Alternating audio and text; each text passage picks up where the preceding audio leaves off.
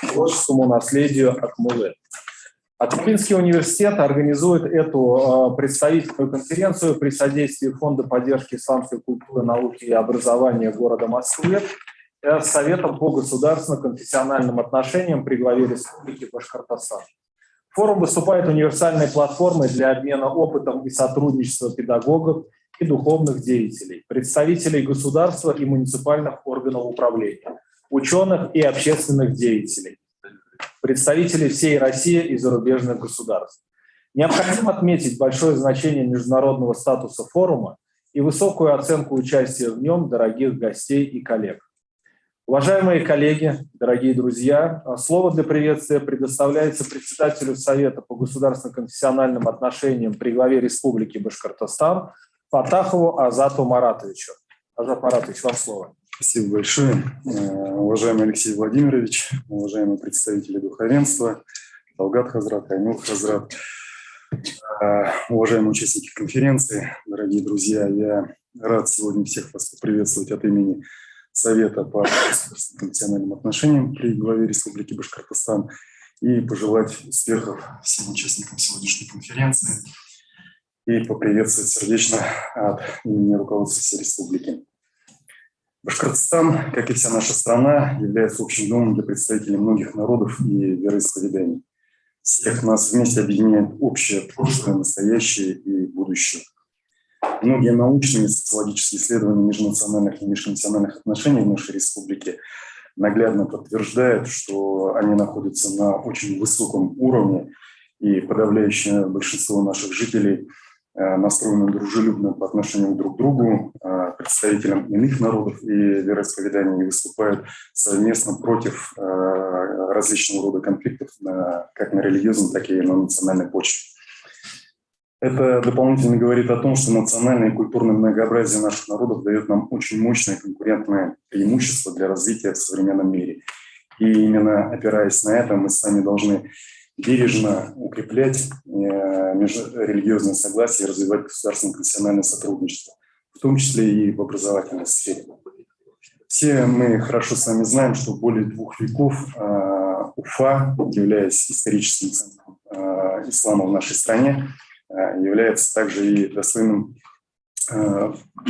преемником первого в постсоветском пространстве мусульманского мадресе имени Резидина Фахриддина, Российский исламский университет, который действует при Центральном духовном управлении мусульман России. Это учебное заведение, которое продолжает лучшие традиции знаменитого мадресе Галия, с которым связаны имена многих выдающихся просветителей. Они призывали современников овладевать знаниями, изучать языки, ремесла, осваивать мировую культуру. И сегодня очень важно развивать эти традиции, опираясь на их богатое духовное наследие.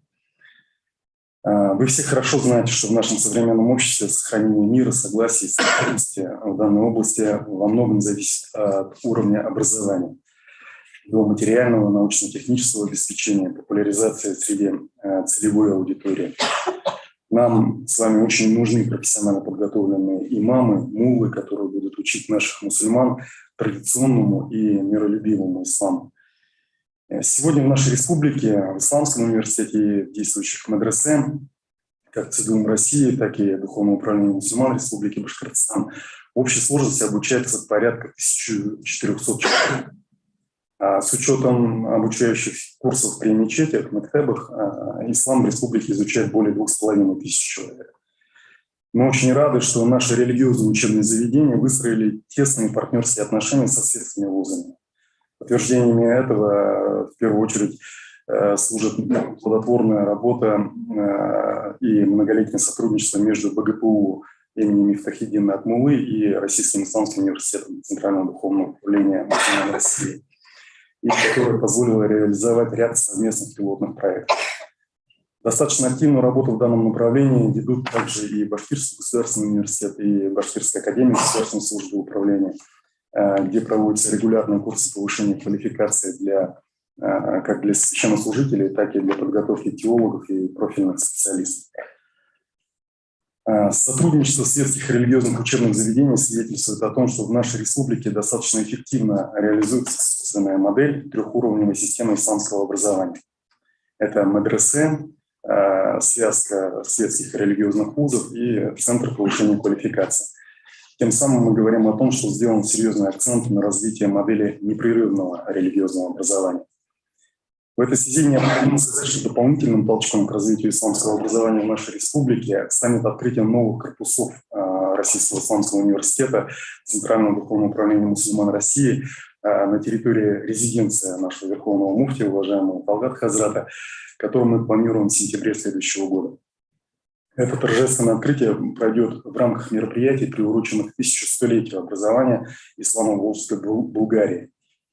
И уверен, что расширение возможностей Российского исламского университета, укрепление его материально-технической базы, как старейшего и авторитетнейшего учебного заведения России, станет знаковым событием для всех мусульман нашей страны. Опираясь на собственный опыт и на практику деятельности в этой области и практику других регионов, можно с уверенностью говорить о том, что только развивая отечественную систему религиозного образования, возможно ориентировать нашу молодежь, желающую получить знания в этой области, на наши собственные мадресе и вузы. Мы с вами в полной мере оцениваем риски получения религиозного образования за рубежом и попытки насаждения у нас чуждых идеологий. Очень часто молодежь там попадает под влияние представителей различных радикальных идеологий и затем возвращается к нам совершенно другими людьми. Этого, конечно, мы с вами допустить никак не можем. Наше общество нуждается в надежной защите от проявления религиозного экстремизма, и традиции добрососедства, взаимного уважения и веротерпимости всегда были сильной стороной народов нашей республики и всей нашей России. Желаю всем успехов в развитии отечественного исламского образования и его нравственных начал. Спасибо.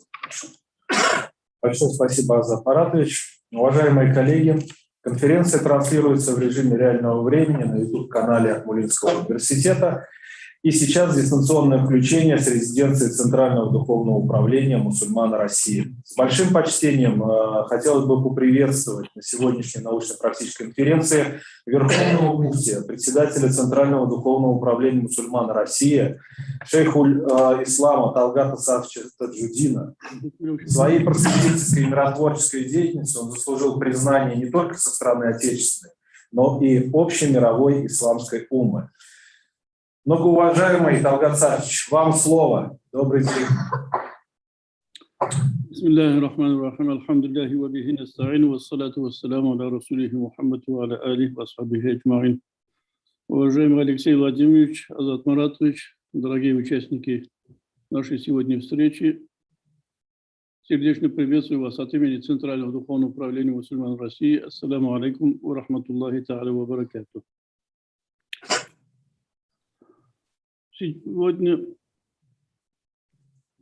вообще в этом году и в последнее время очень много таких конференций, и мы рады участвовать на международной научно-практической конференции, посвященной теме «Духовный мир мусульманских народов», который проводит именно БГПУ. И у нас уже есть огромный опыт сотрудничества в этой сфере. Действительно, духовный мир мусульманских народов – это важнейшая тема. Но в нашей стране не только мусульмане, а последователи всех традиционных конфессий, слава Богу, есть. Для каждого человека духовный мир очень важен. И веками, как народы, нации сложились, государства сложились, именно прежде всего на основе духовного мира. Но здесь мы как тему видим духовный мир, но на самом деле духовный мир – это основа всей нравственности и нашей жизни, миропорядка. К сожалению, более 100 лет на официальном уровне в нашей стране мы жили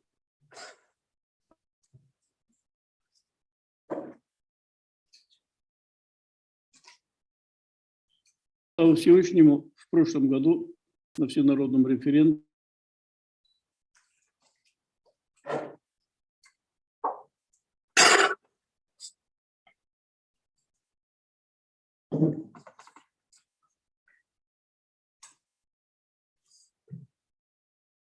Уважаемый Талгат Сафович, вас не слышно, с интернетом что-то, может, немножко перезагрузите.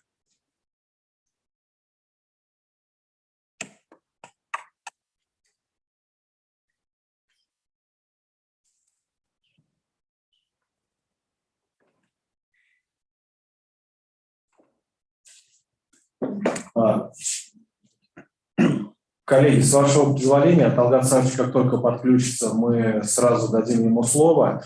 А сейчас разрешите предоставить слово главе Башкортостанской митрополии, управляющего Уфимской епархии Русской Православной Церкви Московского Патриархата, митрополита Уфимского и Стерлитамакского Никона. Представляется Дионисию Ефимову, руководителю миссионерского отдела Уфимской епархии.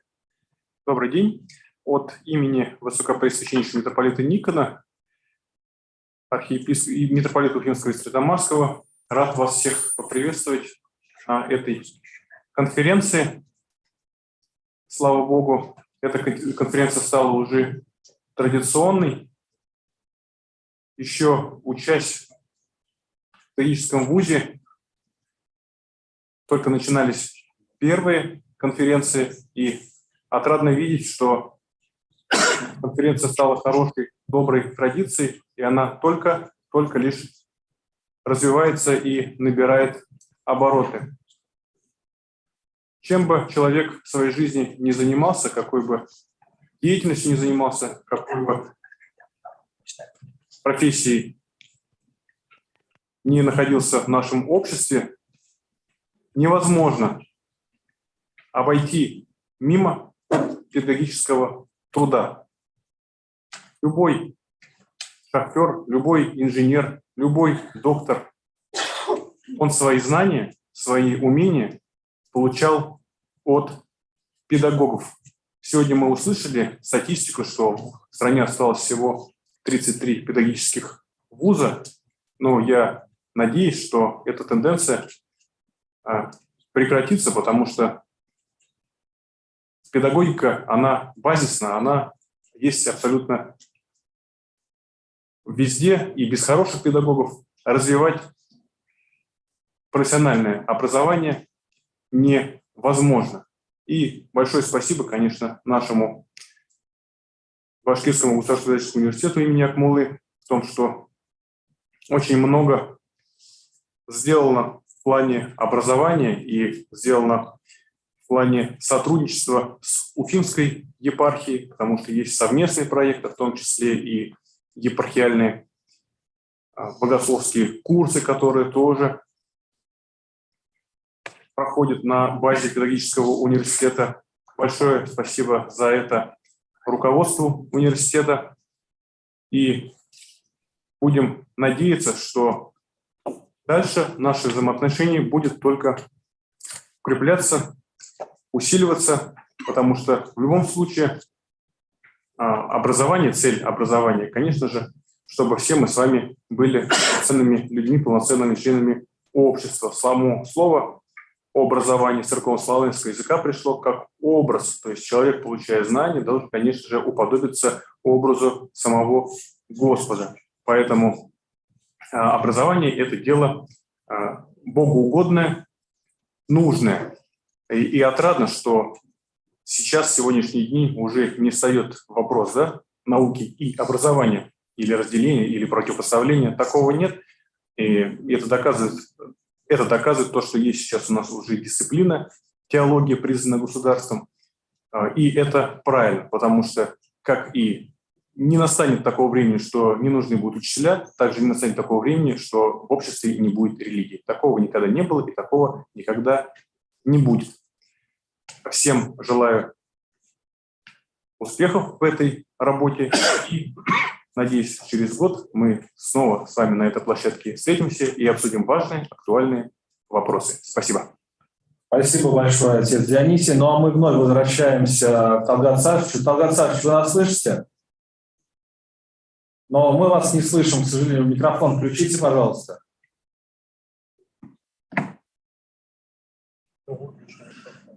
Да, Талгат Сафович, у вас микрофон отключен. Включите, пожалуйста. Слышно сейчас? Сейчас слышно отлично. Мы извиняемся за этот вынужденный перерыв. Что-то с интернетом у нас случилось. Ну, что я хотел сказать, вот здесь на нашем форуме представлены многие регионы нашей страны и даже из стран СНГ. Нас это глубоко радует, потому что в связи и с тем, что сейчас уже на основе Конституции мы обязаны сохранить и развить духовно-нравственные ценности наших народов, это налагает не только на религиозные организации, но, несомненно, и на все на Министерство образования, на школы, на высшие учебные заведения, на всех нас, на все общество, особую ответственность за воспитание нашей молодежи. Мы видим, какая обстановка в мире, хотя есть и радующие моменты, как вот на последней встрече президента нашей страны Владимира Владимировича Путина с президентом Соединенных Штатов. Но воспитание молодежи, детей, последующих поколений всегда была основной обязанностью и смыслом жизни для всех народов. И для нас, для мусульман, несомненно. Потому что основные моменты, принципы духовности и нравственности, как для мусульман, так и для христиан, для иудеев, для всех традиционных конфессий, они очень близки или даже идентичны. И вопрос образования, мусульманского образования, прежде всего, то, что касается нас, Центрального духовного управления, мусульман, невозможно без сотрудничества, братского сотрудничества, серьезного сотрудничества с образовательной системой нашей страны. Сейчас вот в Совете Федерации в этом году уже несколько встреч и конференций прошло, где стоит вопрос о введении уроков нравственности во всех школах и на всех уровнях, с 1 по 11 класс и в вузах, и в армии. Сейчас представители духовенства традиционных конфессий, слава Богу, альхамдулилля, исполняют свою пасторскую духовную деятельность. Здесь мы без помощи институтов, университетов на всех уровнях не сможем выполнить эту величайшую ответственность. И при том, эти уроки нравственности только при сотрудничестве всех органов образования, всех институтов образования, несомненно, должно быть и сотрудничество представителей духовенства традиционных конфессий. Подготовить кадры для этого у нас возможности были. Альхамдулилля, более 2000 студентов завершили учебу в Российском исламском университете Центрального духовного управления мусульман России, да и другие, еще 6 исламских университетов в нашей стране, и Булгарской исламской академии готовят кадры. Но здесь идет не только о том, чтобы готовить имамов, духовенство готовить. Вопрос о том, чтобы довести до нашей молодежи, до наших детей в школах и в высших учебных заведениях, чтобы у каждого россиянина был свой стержень. Это то, что накапливалось веками, и сейчас должно получить свое развитие. Именно на это надеялись все россияне и все мы, голосуя на этом референдуме. Здесь тем очень много. Я просмотрел вот всю программу. Они до мельчайших подробностей нашу жизнь охватывают, духовную жизнь. Но духовность – это не только то, что остается в душе, она должна выражаться и в нравственности. Поэтому сотрудничество между светскими и духовными образовательными системами на всех уровнях в нашей стране должно быть налажено. А это зависит не только от буквы закона, не только от наших программ и от наших встреч. У нас в душе у каждого из нас, из участников,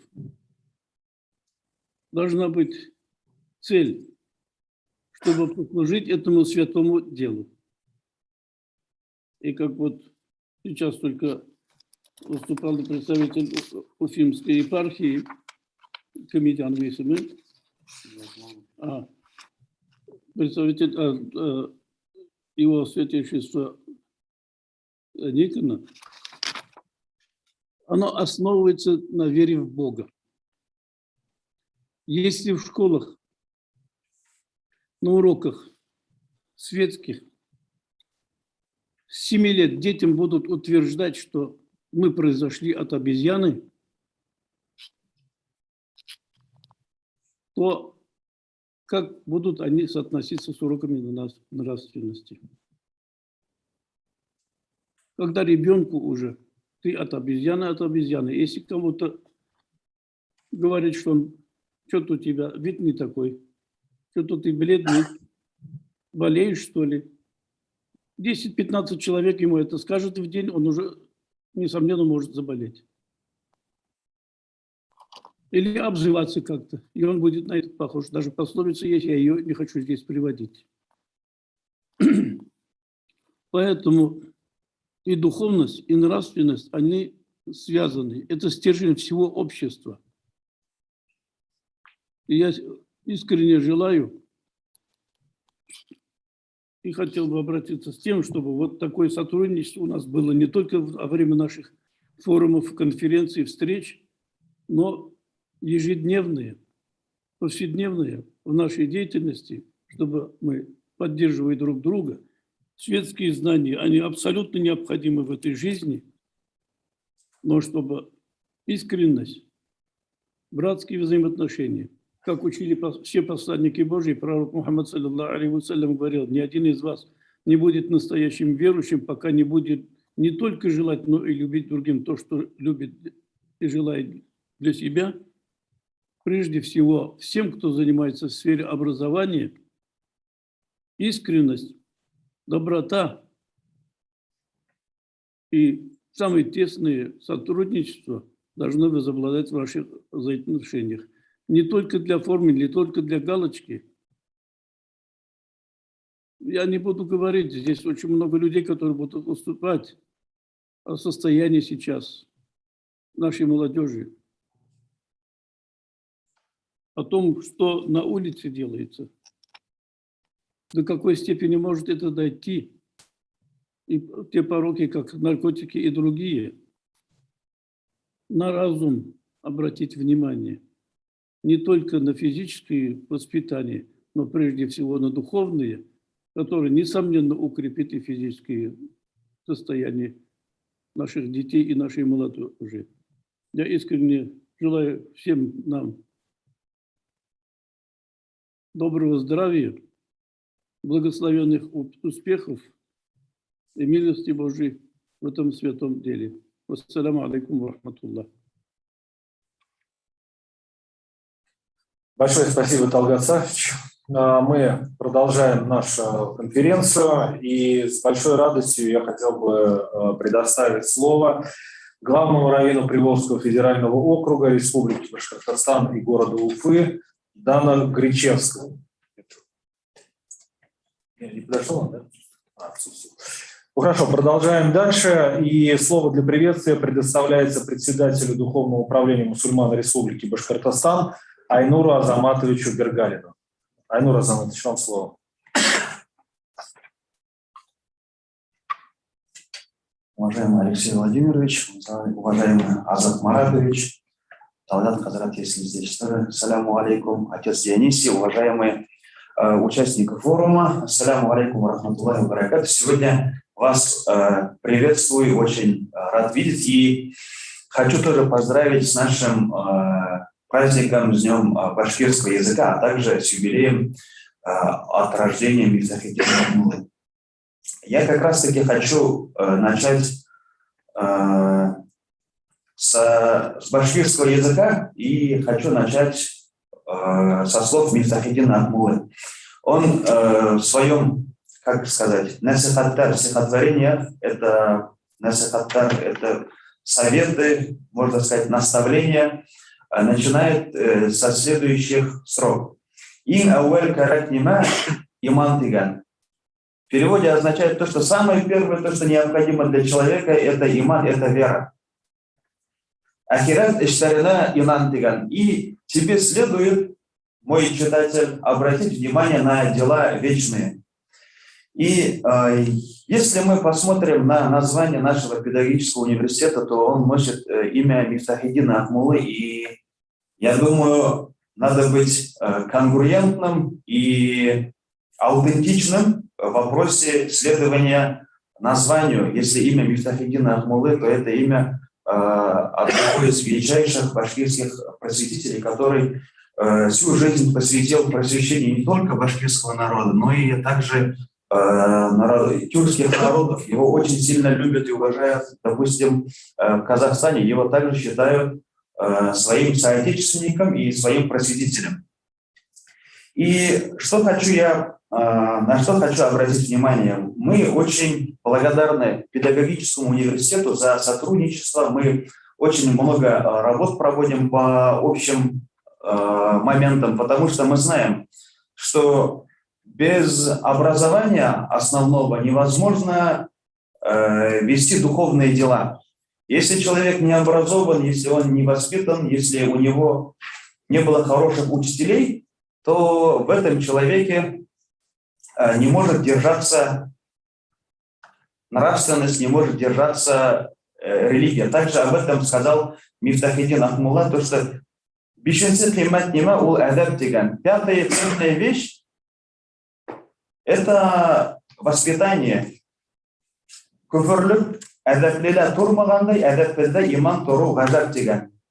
Так же, как и неверие не может держаться в воспитанном человеке, так и невоспитанном человеке не может держаться религия, не может держаться вера и вера в правильные вещи. Поэтому мы обращаем первичное внимание, то, что не хватает лишь одного воспитания в мечетях, воспитания в церквях, в синагогах. Самый первый воспитатель для человека – это, конечно же, это мама и отец человека.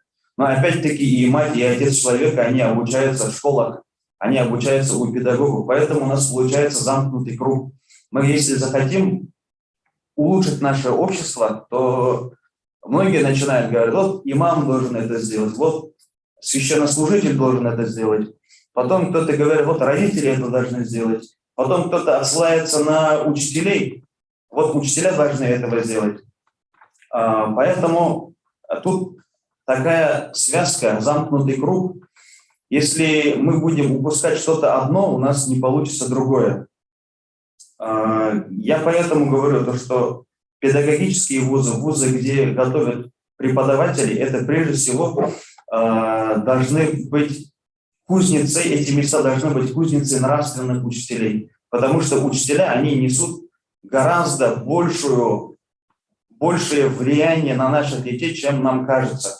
Я также хотел бы обратить внимание, не знаю, в любых местах я это повторяю и буду повторять, то, что учителя в вопросах подготовки учителей должны выделяться и средства, и возможности, и особое внимание учителям, на мой взгляд, должны выделяться и льготы, и хорошая заработная плата должна быть у них. И, конечно же, авторитет и почет учителей, их вот этот авторитет должен быть непоколебимым в обществе, и он должен быть абсолютным. Потому что в последние годы мы наблюдаем то, что к учителям вот у нас со стороны родителей, со стороны общества идет такой вот неоднозначный взгляд. А хотя, допустим, я помню, у меня в детстве учитель это был непререкаемым авторитетом, мы в его сторону как-то не так смотреть даже боялись. И это позволило нам вырастить, повзрослеть по-особому. Поэтому также хочу закончить словами нашего просветителя Мифтахиддина Акмуллы, то, что у нас что в менталике у русского народа, что в менталике у башкир, что в менталике у других народов, не знаю, с кем это навязано. Это навязано то, что вот в сказках там вот Иванушка, дурачок, или какой-нибудь богатырь лежал на печи, или у нас у башкир какой-то батыр объявился, он стал сильным, он стал успешным, всех победил, выиграл. А вот этих идей, воззрений нужно бы отказаться. И Мифтахиддин Акмулла говорит: «Ильтифатит укулдалар шарафаттар, ягиллаттан киля ятыр дур афаттар. Укугандар кукта усур, хауда юдур, юктар банда аулиялик кераматтар». В переводе означает смысл: обрати внимание в учении почет. От незнания идут большие несчастья. Кто учился, взлетят в небо, будут плавать в воде. Нет в этом сверхъестественного и чудес. То есть нет в этом, вот аулиалик говорится, вот у нас в последнее время очень много, особенно среди священнослужителей, идет культ аулия. Вот ты станешь там, будешь молиться, все, ты станешь там сверхспособностями обладать, у тебя все будет получаться. Но Мифтахиддин Акмулла, это величайший просветитель, говорит, что без знания ничего не получится. И те, кто обучались, получали знания, распространяли эти знания, им будет подвластно все. В его времена не было ни самолетов, не было подводных кораблей, но он это предсказал, то, что те, кто обучались, и будут в воздухе летать, и небеса покорять, и будут в глубинах морей поразить. Поэтому я призываю всех нас и всех окружающих это учиться, как говорил Мифтахиддин Акмулла, башкирттарым укул карак. О, мои уважаемые башкиры, надо учиться. То, что нет ничего страшнее, чем неучеба и невежество. Оно страшнее даже, чем медведь, который живет у нас в райских лесах. Поэтому только в образовании, только в совместной работе вместе со всеми, вместе в дружбе мы сможем добиться хороших результатов, здорового общества и светлого будущего. Спасибо за внимание. Большое спасибо, Айнур Азаматович. Уважаемые коллеги, на очереди дистанционное включение из дружественного Таджикистана. Слово для приветствия предоставляется ректору Таджикского государственного педагогического университета имени Айни, профессору Гафари Наймонджон Узмонзода.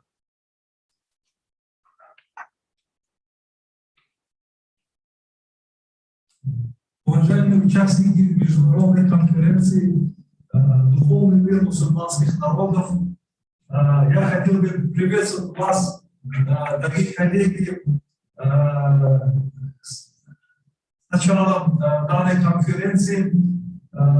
Безусловно, ключевым словом данной конференции является просвещение, а просвещение в наше время это не что иное, как гуманистическое образование.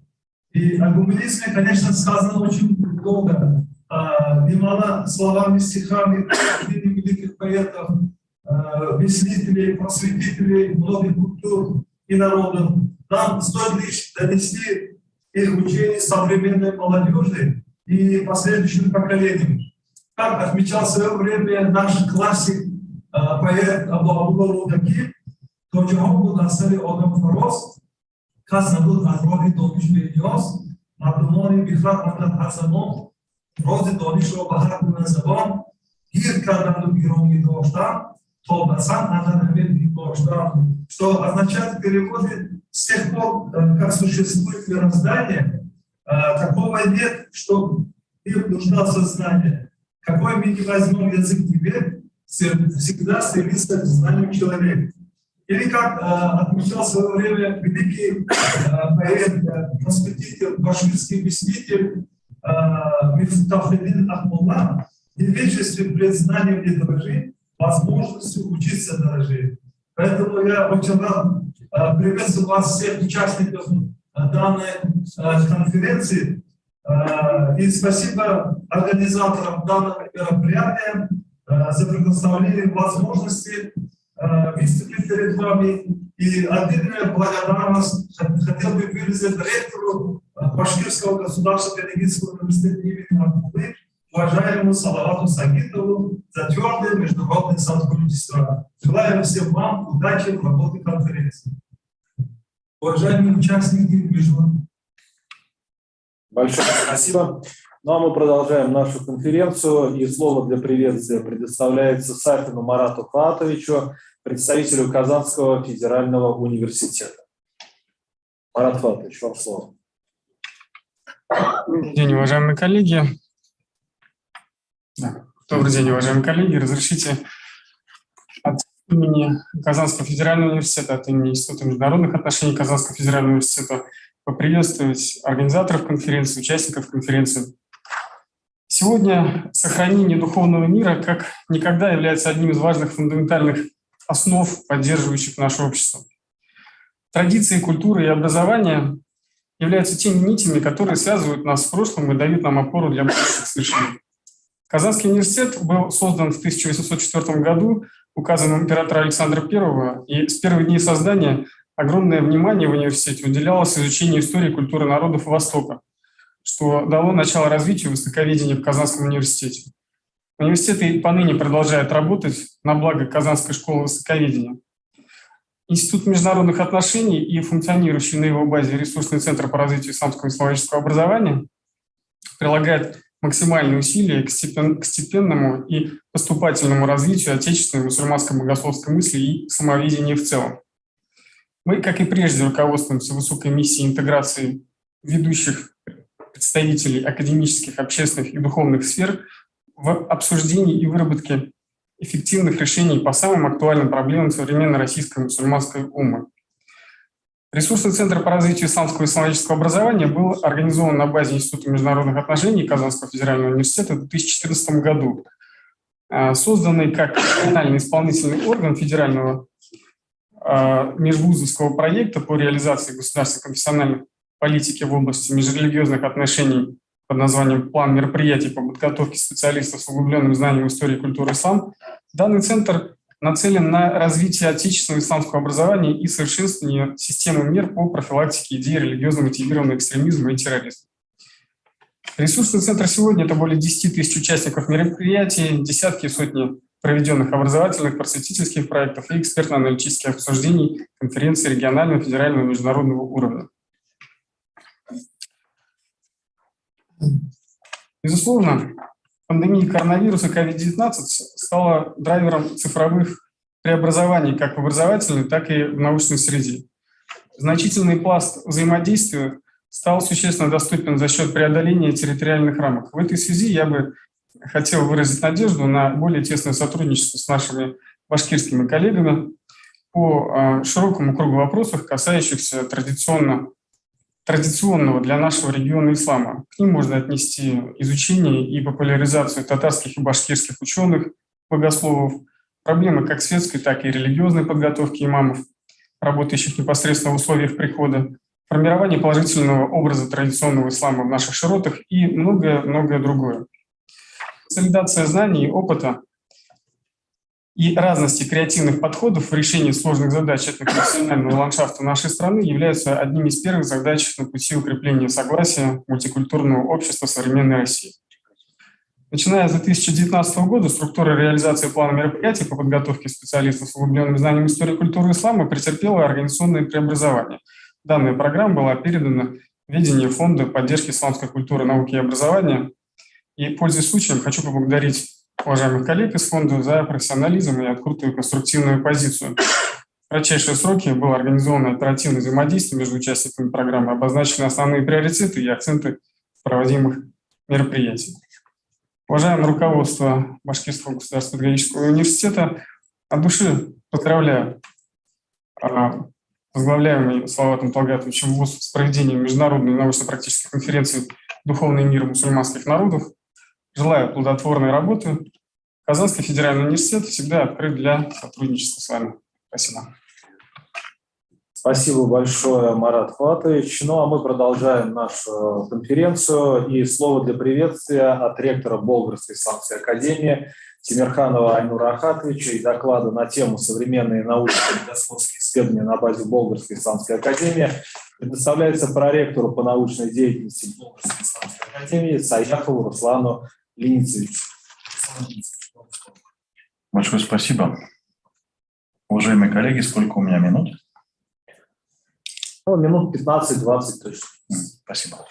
Потому что, когда доклад был готов, мы узнали ограничения по времени, пришлось доклад свой резать. Но вы сначала приветствие от ректора. Да-да-да. Уважаемые коллеги, от имени руководства Болгарской исламской академии я приветствую всех от имени Айнура Ахатовича Тимирханова, от имени коллег ректората и желаю самого плодотворного сотрудничества на данной площадке, чтобы действительно это мероприятие принесло свои плоды, ну, в частности и в деле дальнейшего развития и подъема на новые уровни отечественной системы исламского образования. Позвольте теперь зачитать доклад.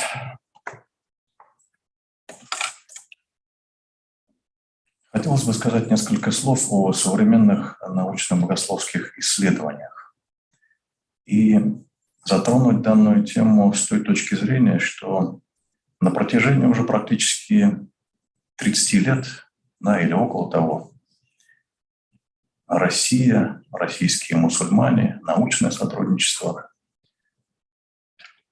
очень большие усилия прикладывают к тому, чтобы выстроить собственную систему исламского образования и выйти на уровень так называемого суверенитета в этой области.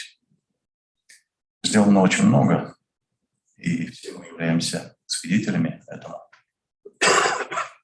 Результаты этой грандиозной, колоссальной работы можно оценивать самыми разными характеристиками, по самым разным критериям.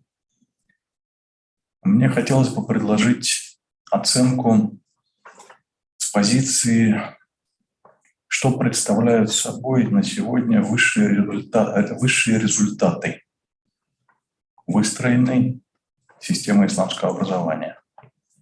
Высшими результатами, условно, мне хотелось бы обозначить и остановиться именно на них, это работа Болгарской академии и не вся ее работа, а только та часть, которая касается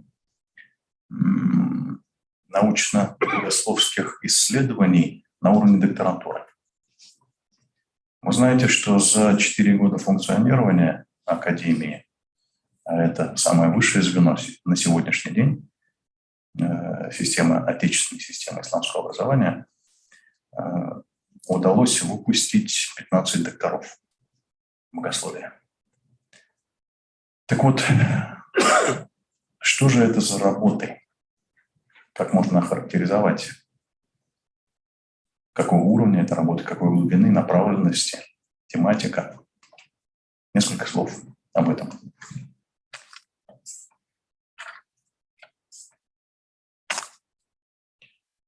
Очевидно, наиболее показательным является анализ результатов богословских исследований, проводимых докторантами на базе академии. То, что мы сказали.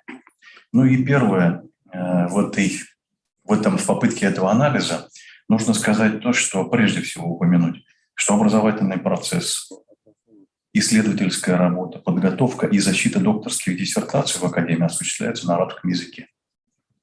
Вот сейчас удалось выйти на такой уровень. Вы представляете, что это такое, да?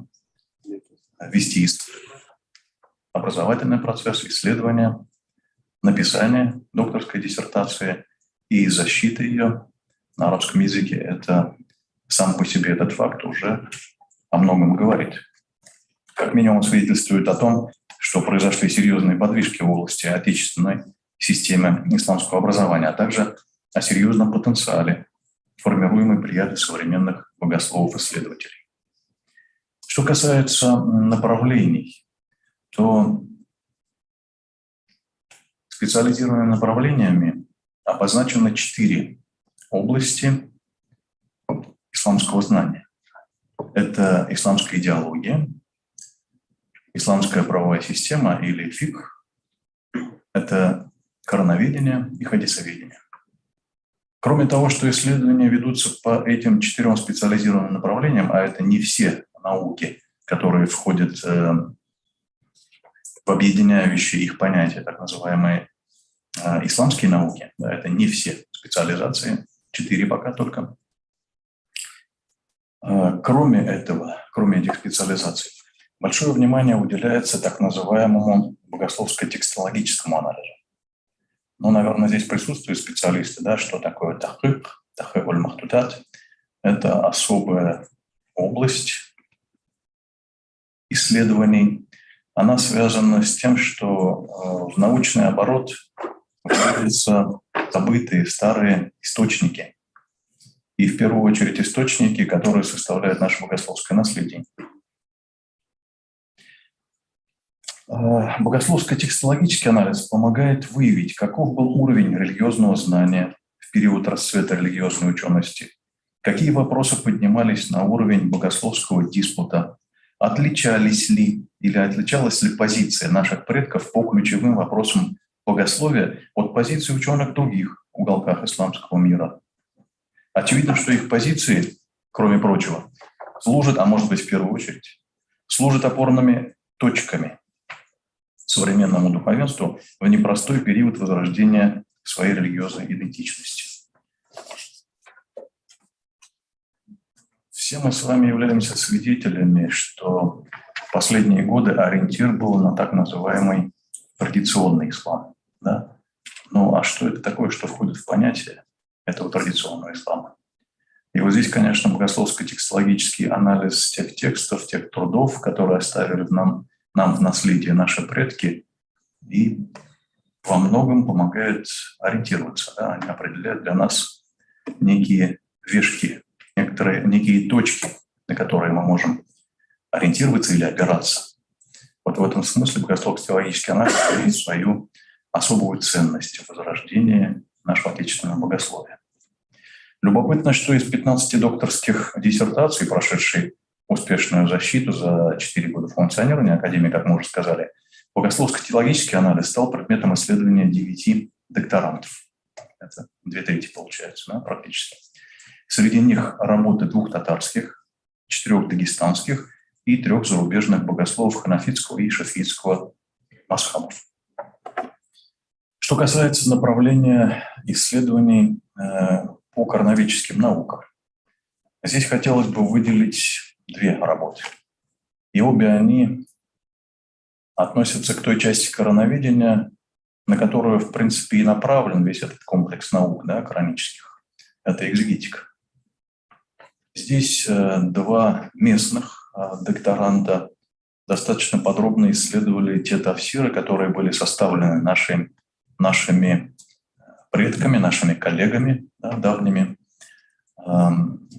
И они пришли достаточно любопытным результатом.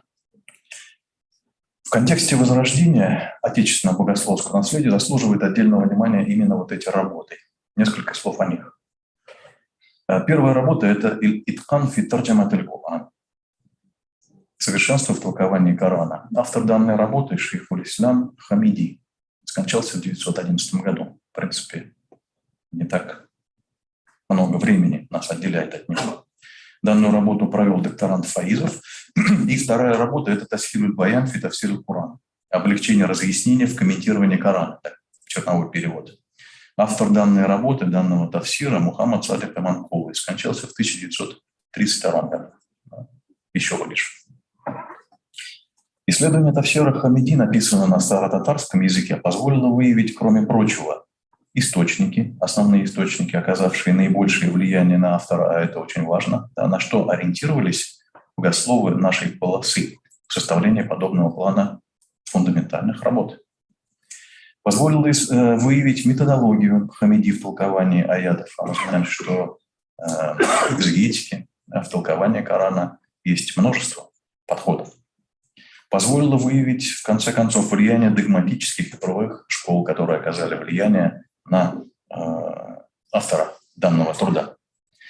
Кроме того, в исследовании приводятся ценные сведения о состоянии мусульманского сообщества России на рубеже 19-20 веков и уровня развития богословия.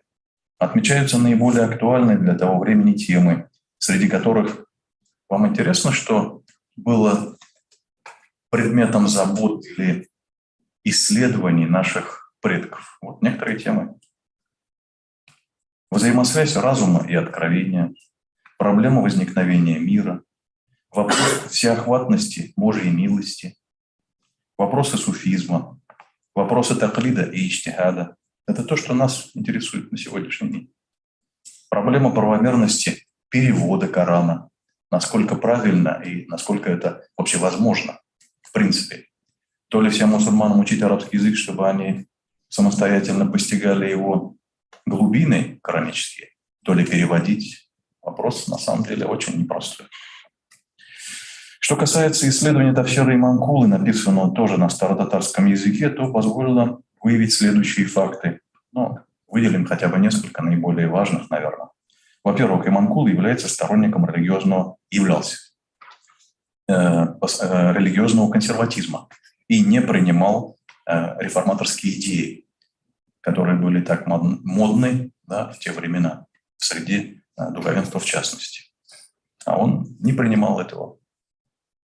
Второе. Имамкула являлся последователем матуридитской догматической школы. Это очень важно для нас в свете того, а что брать ориентиром за идеологические основы.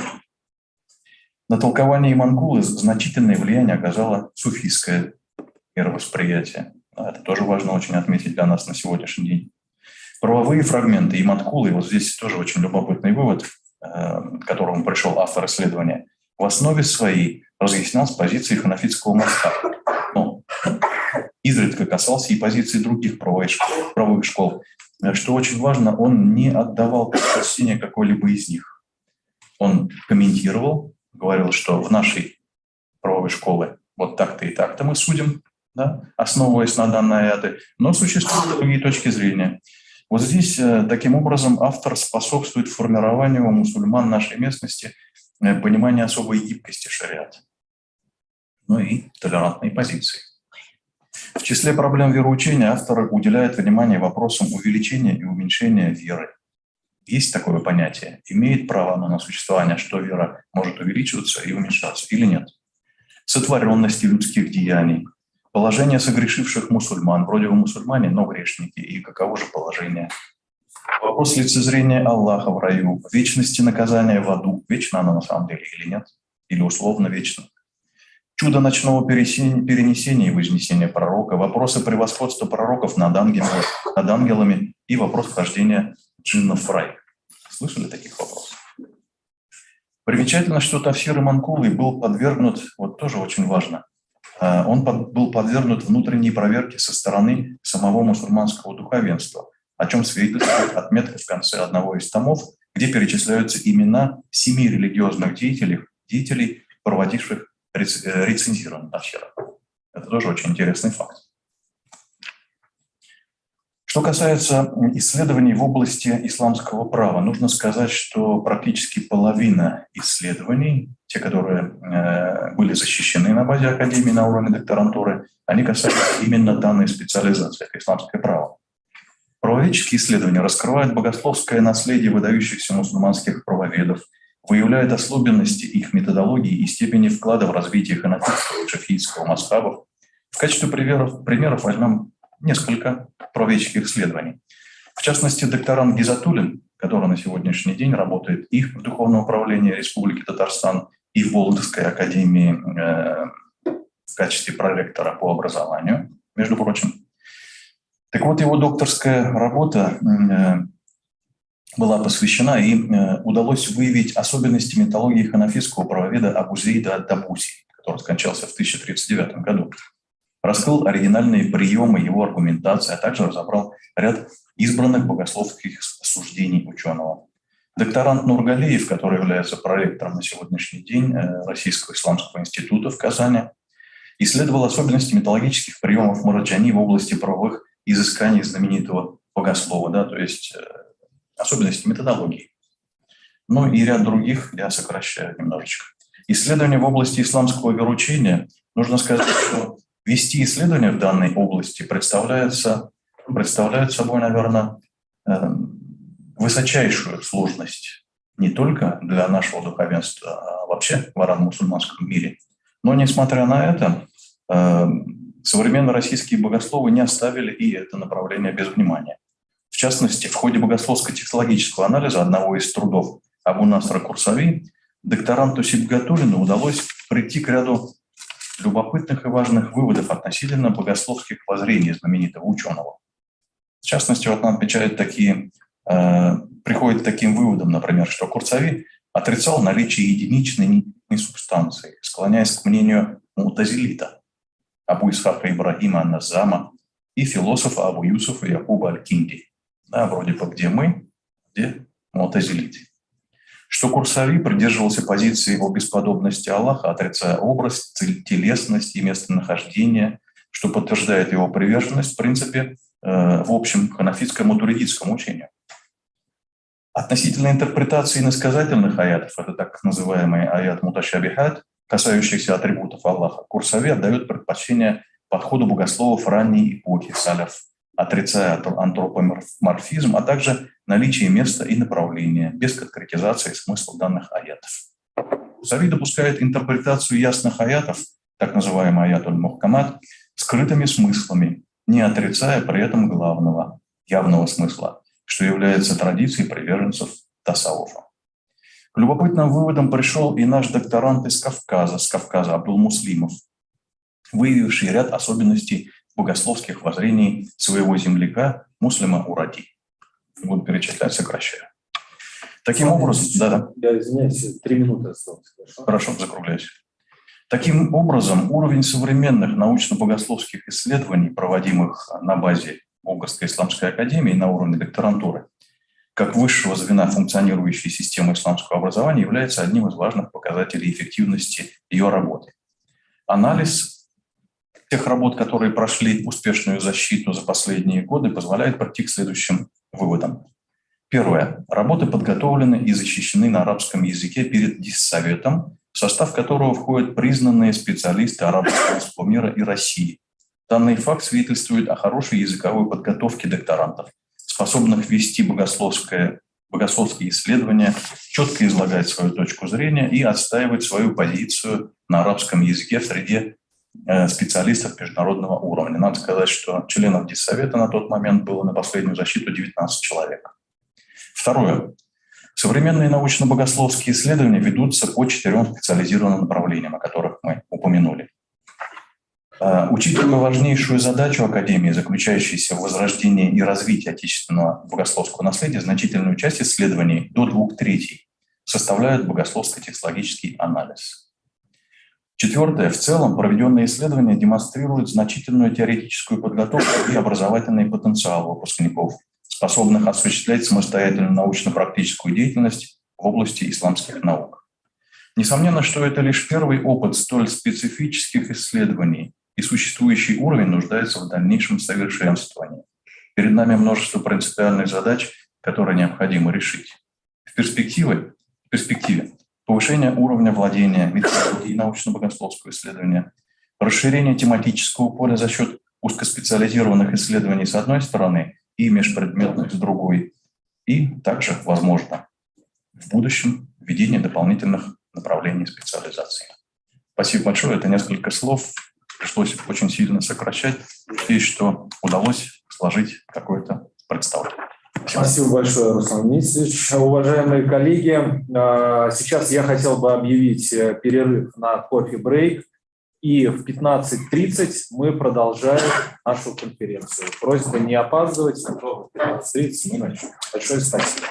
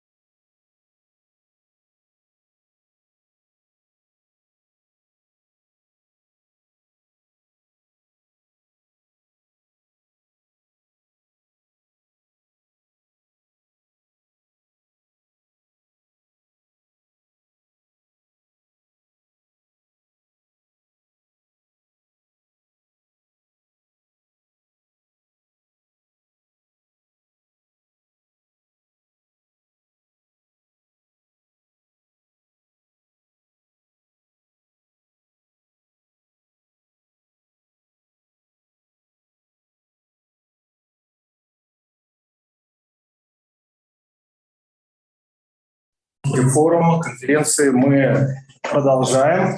И сейчас с большим удовольствием я хотел бы пригласить с докладом Хамидзянова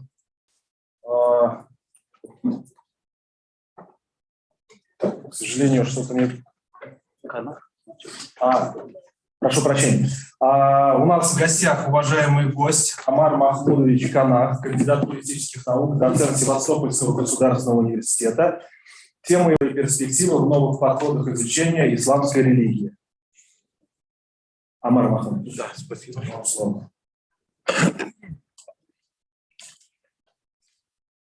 Здравствуйте, уважаемые коллеги. Я просто поправка, я уже не работаю в университете, но так как временно мы сейчас создаем новый научно-исследовательский центр, который не отходит от нашей тематики. Это будет центр исследования социально-политических процессов современных на Ближнем Востоке. Или пока вот как вопрос Ближний Восток или арабский мир. И как раз именно исламская тематика это входит в нашу вот, сфере интересов.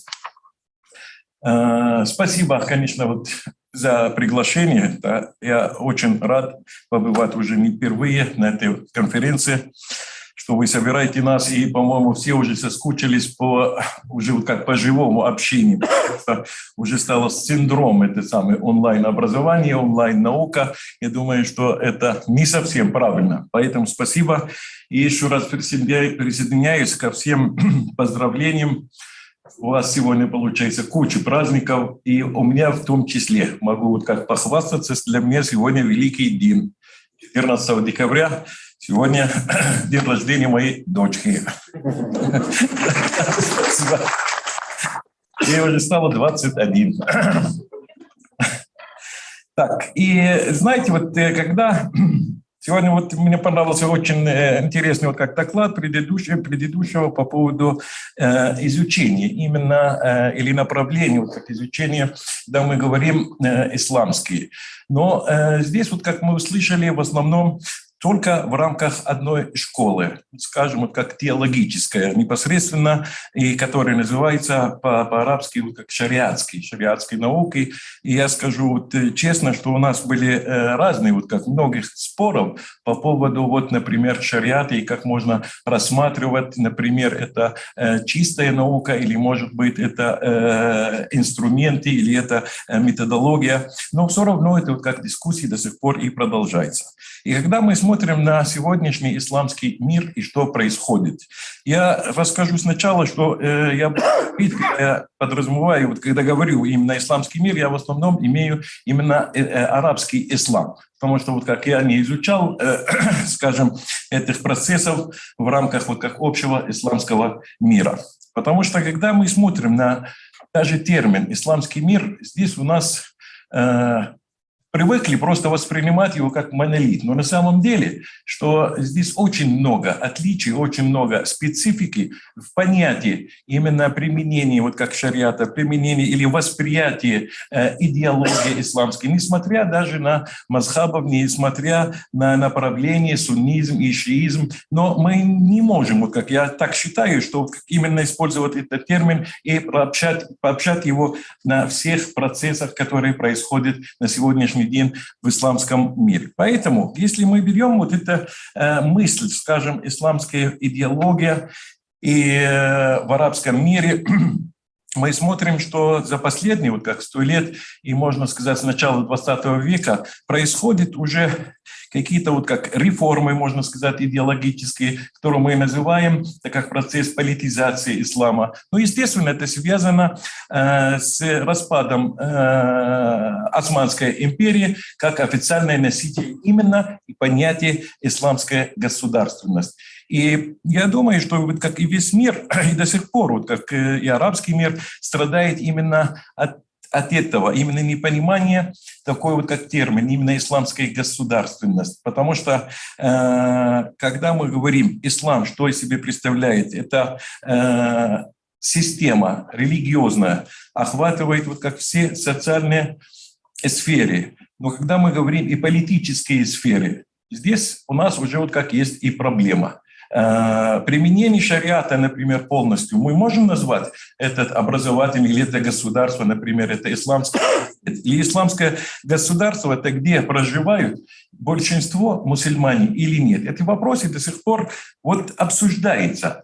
И в связи с этим, когда мы говорим, что вот это непонятие именно этих терминов, как, например, политическая исламская система, экономическая исламская система, оно на самом деле это есть, это заложено как раз в идеологии, когда мы говорим изначально, понятие вот это как Корана и частичная сунна. Или это вот как уже новшество. Это тоже об этом мы можем говорить дальше. Но и последнее время, можно сказать, где-то последние активно, это 20-25 лет, начали вот как появляться новые вот как исследования. Исследования как раз и касается понятия вот как исламская религия, что это как идеологическое направление, как религиозная система, но это несмотря на классические, что вот как вы говорили, да, уже система или школа и направление теологическое это было и есть, и развивается по-своему. Есть еще вот как центры, которые отвечают за эту школу, можно вот как, ну, сказать, университет Аль-Азхар, да, университет Аль-Зайтуна и другие, я имею в виду вот как в суннитском понимании. И в шиитском тоже есть Ком и другие центры именно теологические. Но если мы посмотрим на другие уже направления, что мы увидим, что уже появляются у нас исследования, причем серьезные, и как направление можно их назвать исторические исследования именно ислама. И что это имеется в виду? Дело в том, что вот история возникновения ислама и развития этих вот как норм и системы мы вот как получаем для классической вот как системы именно по тем, скажем, трудам, которые уже известны для всех, как Ибн Катир, Ибн Табари, Ибн Исхак. Все это уже вот как написано и в основном является главным источником именно для изучения дальнейшего развития уже ислам как система и как религии. Но я думаю, что все знают, что вот эти как раз эти труды, они появились уже спустя где-то вот как 300 лет. После вот уже вот появления или даже смерти пророка Мухаммеда. И здесь возникает масса вот как вопросов у тех исследователей, которые именно начинают вот как изучать. И причем я хочу вот обратить ваше внимание, это не именно они хотят ослабить, скажем, как ислама или критиковать. Просто они предлагают новый подход, именно изучать ислам в своем историческом развитии, несмотря на то, что написано. И они вступают против понятия сакрализации именно этих авторов, потому что вот это человеческий труд. И бывает иногда, и они тоже вот так допускали ошибок. Но когда мы смотрим как классическая школа, то они смотрят на это категорически против, что вот как нельзя трогать. И якобы эти тексты у нас, они уже становятся что сакральными, нельзя их даже критиковать. И вот этот подход, между прочим, но он вот как можно вот как рассмотреть его как логичный подход, который здесь рассматривает, но до сих пор не может дойти до, скажем, исторического метода, но до археологии, да, чтобы как доказать, например, свои подлинности или доказать свои правоту. Но они основывают свои вот, в основном версии на некоторые противоречия, которые встречаются как раз в этих исторических именно материалах. И сакрализация тоже этих авторов. Все, вот как всем известно, например, Ибн Аббас. Ибн Аббас, вот как он известен, именно вот это как у суннитов, и чисто вот как у шиитов, они сначала как его приняли, потом отказались от него, что он является одним из главных, даже вот как понятие тафсир аль-Корана, толкование Коранов, да, и причине именно вот как обстоятельства, при каких обстоятельствах было вот суры и аятов, он является одним из главных источников. Но, Я извиняюсь, да. 3 минуты у вас, хорошо? 3 минуты после полчаса. Хорошо. И именно вот это, когда мы говорим Ибн аль-Аббас, и опять вот как тоже написано и достоверно, как факты, что когда умер пророк Мухаммед, существует 3 версии, что ему было 9 лет, вторая версия 12 и третья 14 лет.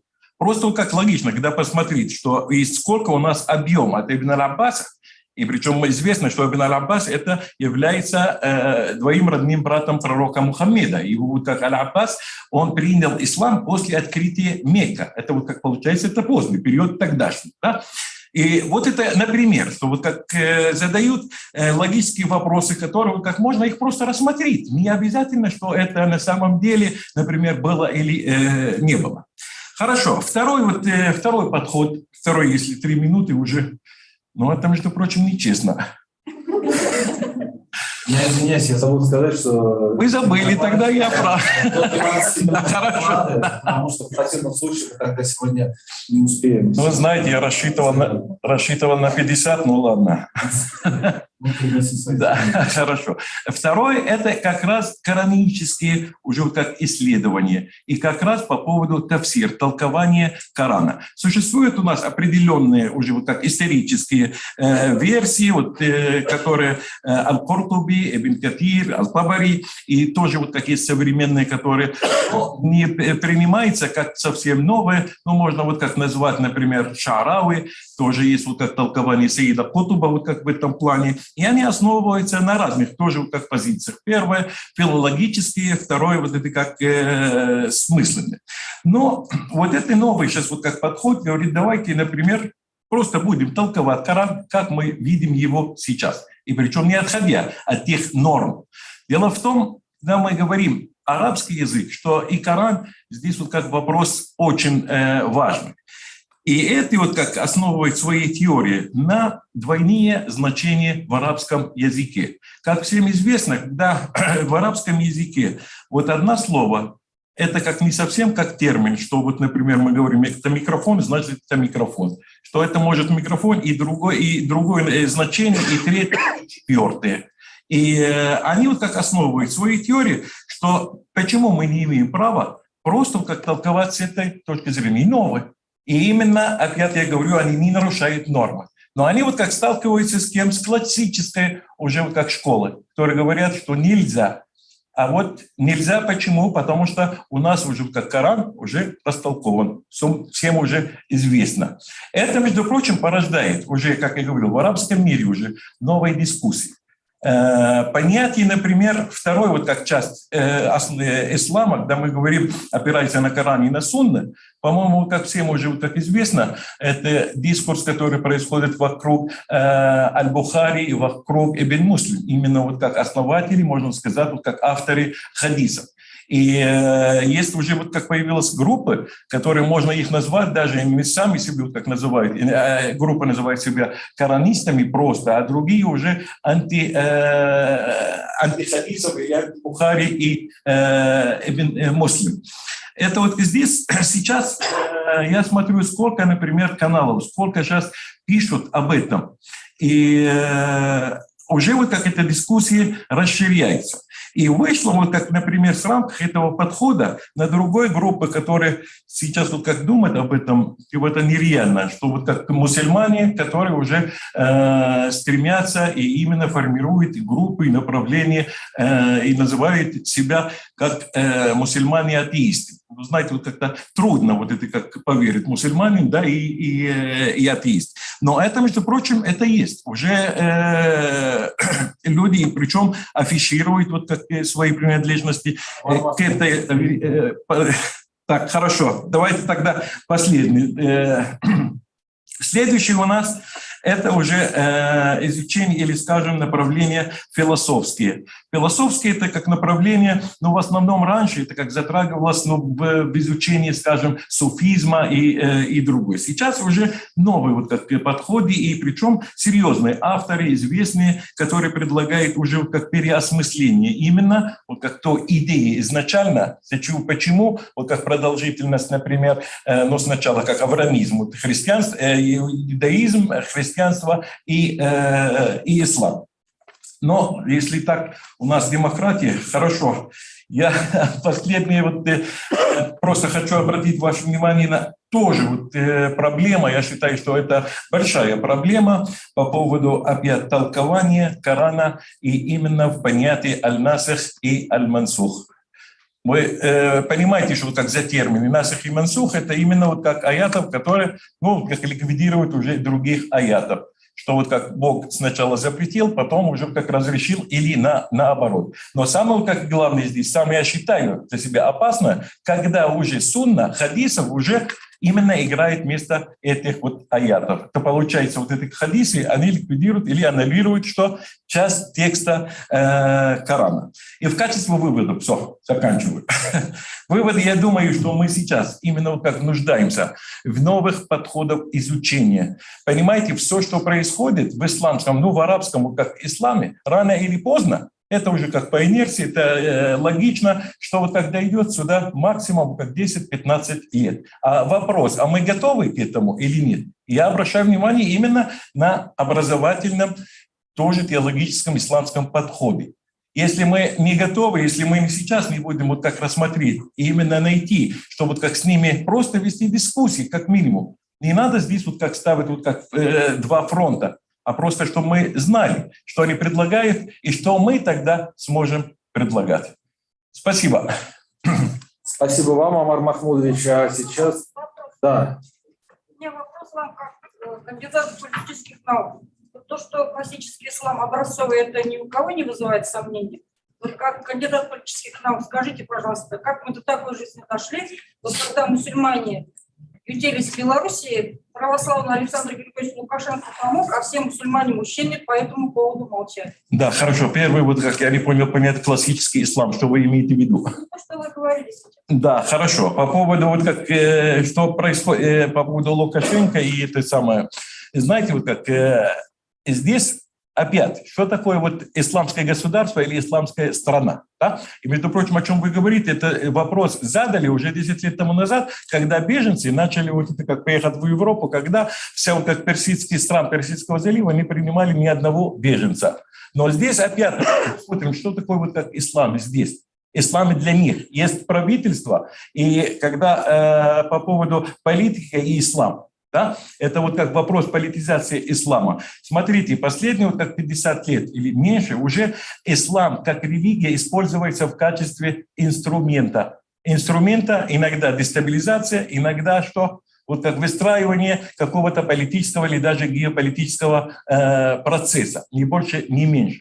И здесь как понятие как беженцев, это не имеет отношения. Здесь я не вижу, как, например, как ислам или не ислам здесь. Это вопрос совсем другой. И, между прочим, люди, которые сейчас мы их видим на границе Беларуси, знаете, откуда они в основном?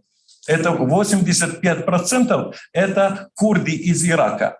И причем это как именно Курдистан Ирака, который американцы в начале, в 91 году до сих пор, именно они, которые опекали этот маленький субъект просто для создания какого-то образа демократического, и у них вышло там то же самое, как в Афганистане.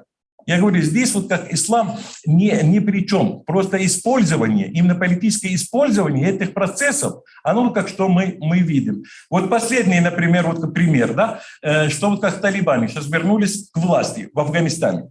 Но хорошо, вопрос, они вернулись или их вернули? Это тоже как вопрос. Хорошо, были там ошибки и стратегические ошибки. А дальше, что они хотят показать? У нас как и здесь, по поводу политический ислам. У нас есть несколько моделей. Можно как посмотреть суннитский, это Саудовская Аравия, где это исламское государство, и причем это государство, которое применяло что? Закон шариата.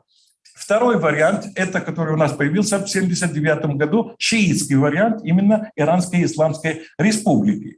Третий вариант, который не успешный, и слава богу, не успешный, это уже как игиловский халифат.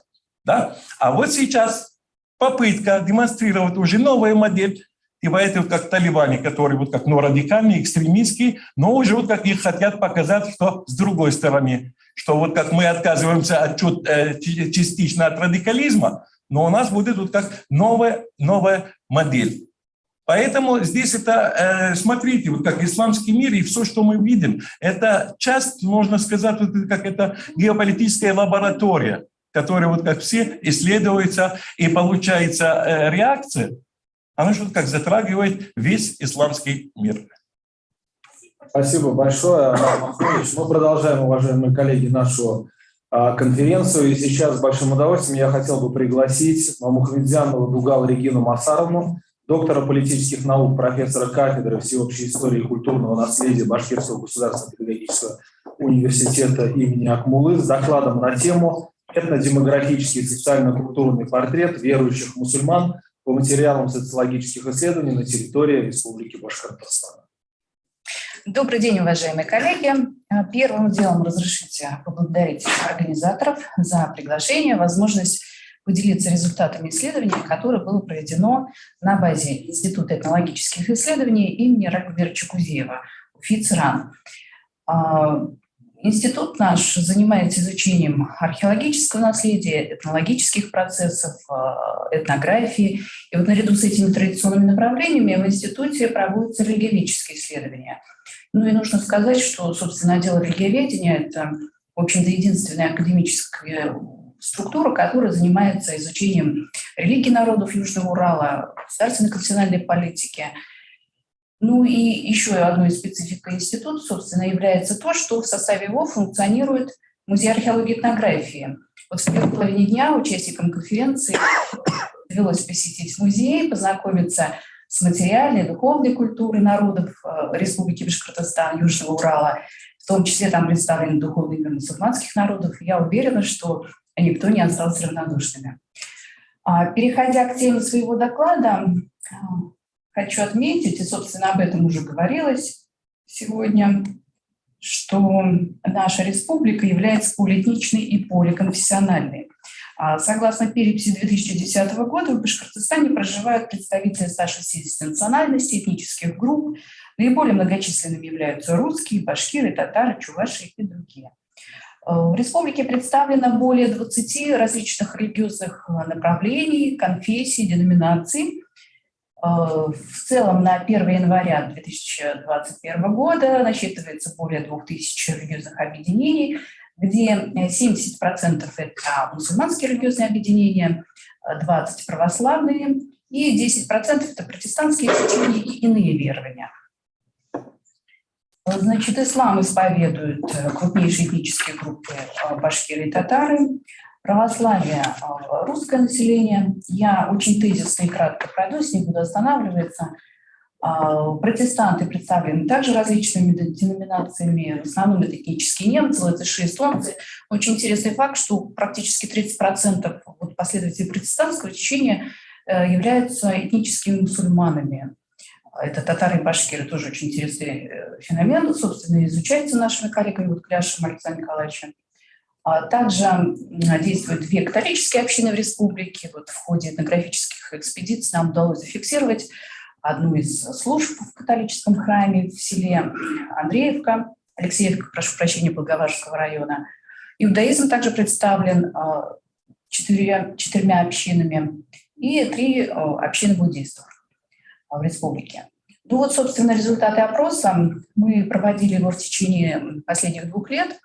Был разработан инструментарий, который включал в себя порядка 75 вопросов, и мы, собственно, обхватили все население республики, провели опрос более 400 человек. Что мы получили, какие результаты? Ну, кстати, пользуясь случаем, хочу поблагодарить всех, кто помог нам с этим опросом. Это и руководство духовных управлений мусульман, и Российского исламского университета, и Башкортостанской метрополии. То есть, собственно, это наш такой совместный результат. Этнический состав респондентов, согласно опросов, показал, что мусульмане представлены татарами, это 46%, башкирами тоже 46%. Есть также представители русских, это 3,6%, и другой национальности, 4,4%. Ну, для сравнения, православные – это на 82% русское население, другая национальность – 9,3%, татары – 6,5%, и башкиры – порядка 2%. Вот таким образом, среди мусульман многочисленные группы: татары и башкиры, среди православных русские и представители других национальностей. Полувозрастной состав. Верующие мусульмане преимущественно мужчины, это 66% респондентов, женщин-мусульманок около 34%, у верующих православных, наоборот, преобладают женщины, 73,7% респондентов, мужчины составляют 26,3%. Больше всего среди мусульман лиц в возрасте от 30 до 40 лет, это 25%, от 50 до 60 – 22,5%, а тем, кому 60 и более – 21%. У православных самая многочисленная группа в возрасте 50 лет и чуть меньше тех, кому за 60. Таким образом, мусульмане – более молодежная группа по сравнению с православной. Мы изучили частоту посещения регулярных членов православных мусульманских общин, учреждений культуры, искусства, спорта, а также культурных мероприятий. Я здесь хочу подчеркнуть, что мы изучали именно регулярных, активных членов религиозных организаций, так называемое ядро, для которых характерно активное религиозное поведение, это в частности чтение религиозной литературы, молитвы, посещение храмов, хадж, намаз. Такие критерии нами использовались. Так вот, результаты показали, что в большинстве своем активные члены религиозных, как православных, так и мусульманских общин, очень редко посещают учреждения культуры, искусства, спорта. Но здесь важно иметь в виду, что достаточно большой процент представлен сельским населением. У мусульман это 40%, у православных 31%. Понятно, что в сельской местности нет возможности полного удовлетворения культурных потребностей, поскольку отсутствуют театры, скажем, музеи, крупные музеи. Ну, что очень интересно еще,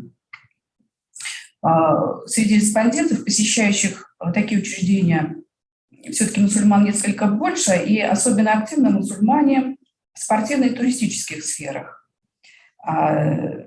Но почему в целом, скажем, меньше, не так активно занимаются спортом? Понятно, что поскольку это сельское население, в значительной степени то физический труд тяжелый он заменяет, собственно, спортзалы и так далее. Степень участия регулярных членов православных и мусульманских общин непосредственно в организациях профессиональных, политических, спортивных показал, что здесь также очень небольшой процент участия. Таким образом, мы делаем вывод, что регулярные члены, они все-таки сосредоточены на внутриконфессиональной жизни, на жизни религиозной общины. Государственный конфессиональный блок мы также рассмотрели, и результаты показывают, что подавляющее большинство верующих признают, что сотрудничество религиозных организаций с государством в различных сферах было бы желательно. Более половины опрошенных считают, что религиозные организации должны влиять на принятие государственных решений. Вместе с тем, среди ядра верующих есть и сторонники принципа светскости, считают, что религиозные организации должны работать только в сфере удовлетворения религиозных потребностей верующих или вообще не должны вмешиваться в общественную жизнь. Среди сфер, в которых желательно сотрудничество, называются следующие: духовно-нравственное воспитание людей, а также милосердие и благотворительность. На третьем месте у мусульман это разрешение межнациональных разногласий, у православных сохранение культурного наследия, на четвертом у мусульман сохранение культурного наследия и образования, у православных образование. Ну, в целом, как бы шкала ценностей и приоритетов в определении сфер позитивной деятельности религиозных организаций и у мусульман и у православных совпадает. Проблема миссионерства, рассматриваемая как деятельность по распространению и обращению в ту или иную религию лиц, исповедующих другую религию, в том числе в регионах для народов, которых данная религия не является традиционной, также рассмотрена в ходе исследования. И согласно мнению 56% верующих регулярных членов религиозных организаций, препятствий для распространения религиозного мировоззрения быть не должно. А мировоззренческий выбор – личное дело каждого.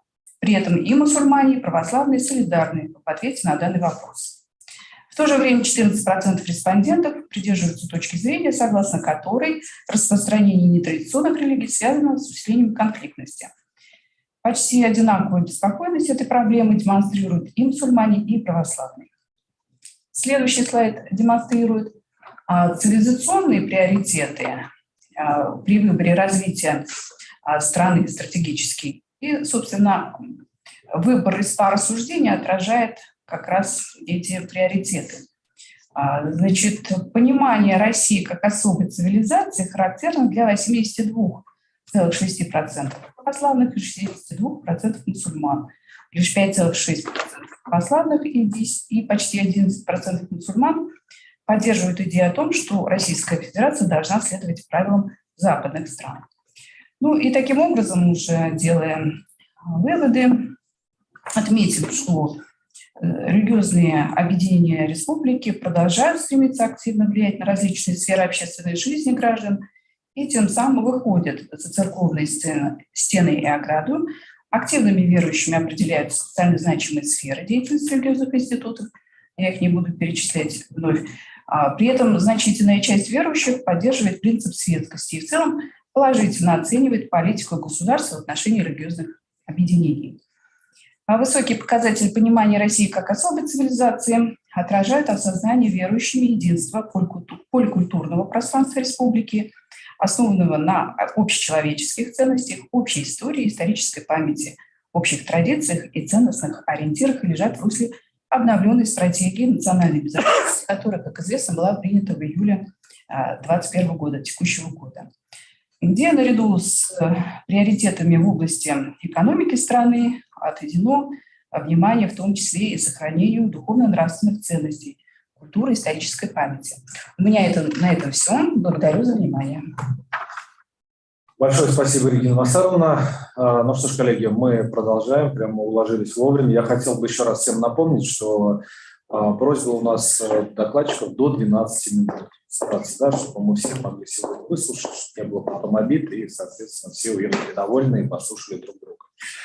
Следующим предоставляют слово докладчику. Это Равиля Ибрагимовна Зиадшина, научный сотрудник Центра истории, педагогики и образования Института стратегии развития образования РАМ город Москва. Ее доклад на тему «Исламское образование в России. Вчера, сегодня, завтра». Равиля Ибрагимовна, вам слово. Спасибо большое. Уважаемые коллеги, хочу вас поприветствовать и сказать отдельное спасибо организаторам за возможность выступить сегодня перед столь квалифицированным и профессиональным сообществом. Говоря о исламском образовании, о его наследии и сегодняшнем дне, мы прекрасно понимаем и помним историю Советского Союза. Я не буду сейчас углубляться в детали, это можно будет познакомиться в тексте, как тезисно об этом напомню. Мы прекрасно помним советский период и совершенно плачевное состояние исламского образования и вообще, можно сказать, почти его отсутствие в этот период, и дальнейшее в 90-е годы постепенное его восстановление его позиций. С 90-х годов запрос на религиозное духовное образование растет, и мы наблюдаем постепенный рост и организацию духовных объединений, организацию духовных образовательных организаций как таковых, которые уже реализуют программу по подготовке духовных лиц и мусульманской интеллигенции, так скажем. Но сегодняшний день, с которым столкнулись не только представители религиозных образовательных организаций, но и все мы с вами, как представители педагогического сообщества, и не только, это даже еще рано говорить о постпандемийном, да, о пандемийном времени, мы все живем в эпоху цифровизации, эпоху информационного мира, когда знания становятся одним из основных ресурсов, реализуемых и востребованных в нашем обществе. Что мы видим? Мы видим, что контент, который выкладывается и уже в свободном доступе, не всегда он профессионален и корректен, не всегда он соответствует действительности, и не всегда это тот контент, который несет именно позитивный контекст. Это не только касается именно исламских, но и вообще всей образовательной системы. Мы видим с вами большой поток псевдопсихологов, да, реализующих свои программы в соцсетях. Мы видим псевдопедагогов, коучев и так далее. Вот такая же история мы наблюдаем и в сфере исламского образования, когда у нас огромное количество спикеров несут тот или иной контент в молодежную среду, который наиболее подвержен всем этим деструктивным влияниям. Вот я хочу говорить о том, что позитивных моментов в исламском образовании в сегодняшний день очень много. Уже упоминалось о трехступенчатой системе образования, о взаимодействии светских систем с религиозной.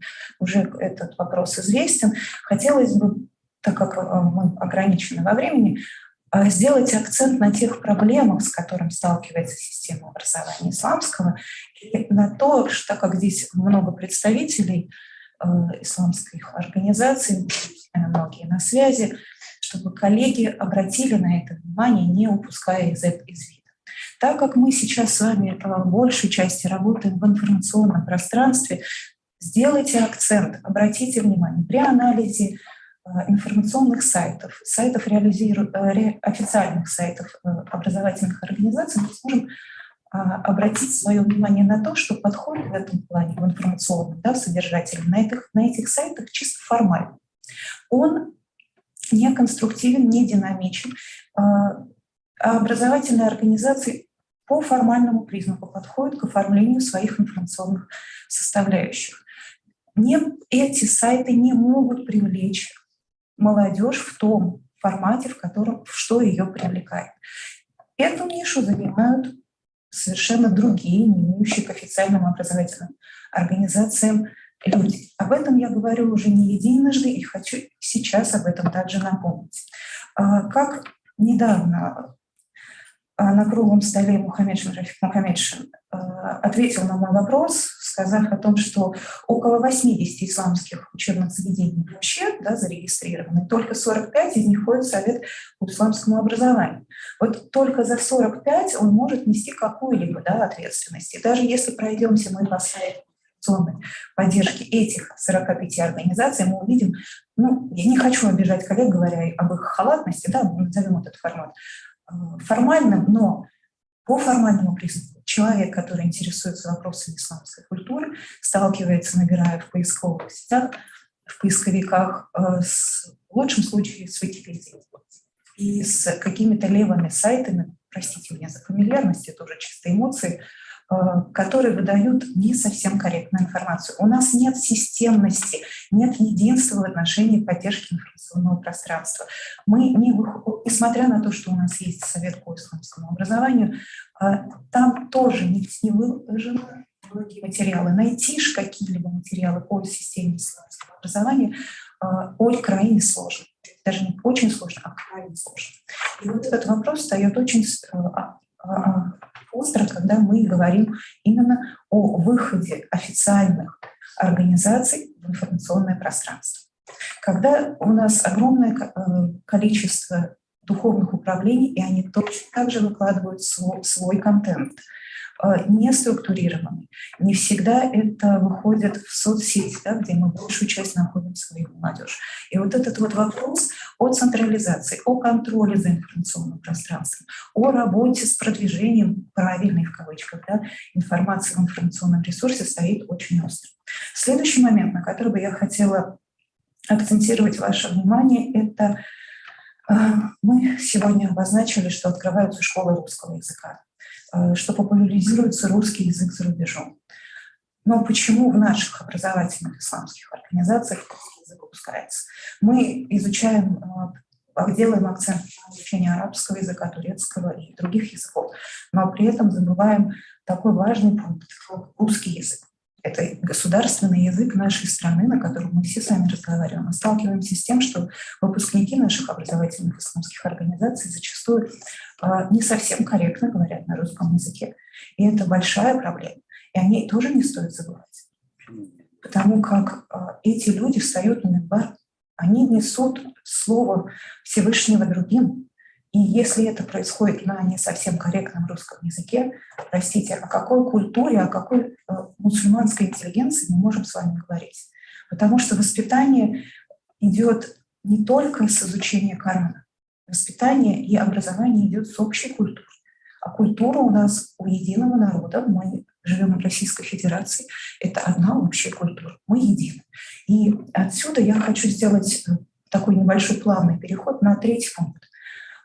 Не так давно были внесены поправки в закон об образовании именно в термин о воспитании, да, его расшифровку этого термина, в котором делается большой акцент на культуру русского, российского народа в составе Российской Федерации, на память о, если позволите, я прям даже зацитирую, чтобы не быть голословной, что воспитание – это деятельность, направленная на развитие личности, создание условий для самоопределения, социализации обучающихся на основе социокультурных, духовно-нравственных норм поведения в интересах человека и принятых в российском обществе правил. Семьи, общества, государства, формирование у обучающихся чувству патриотизма, гражданственности, уважения к памяти защитникам Отечества и подвигам героев Отечества, закону и правопорядку, человеку, труду и старшему поколению, взаимоуважению, бережному отношению к культурному наследию и традициям многонационального народа Российской Федерации, природе и окружающей среде. Неужели надо, я буквально заканчиваю, неужели надо было вносить все эти пункты в закон об образовании, чтобы мы обратили на это внимание? Мне кажется, эти пункты касаются не только общего образования, эти пункты должны касаться и исламского образования в частности, даже в большей самой степени. Потому когда мы формируем духовно-нравственное воспитание, духовно-нравственные качества в контексте исламского образования, ни в коем случае нельзя забывать о патриотизме и обо всех этих пунктах. Если мы будем выпускать эти моменты, тогда почему мы удивляемся, что наши выпускники в некоторых случаях уходят на формирование в ряды, да, организаций по формированию исламских государств? Почему они не чувствуют патриотизма и не чувствуют родства со своей культурой, со своими корнями? Значит, мы что-то упускаем, и это наша с вами большая-большая ошибка и наше упущение. Это на нашей совести. Если государству понадобилось вставлять вот эти все пункты в закон об образовании.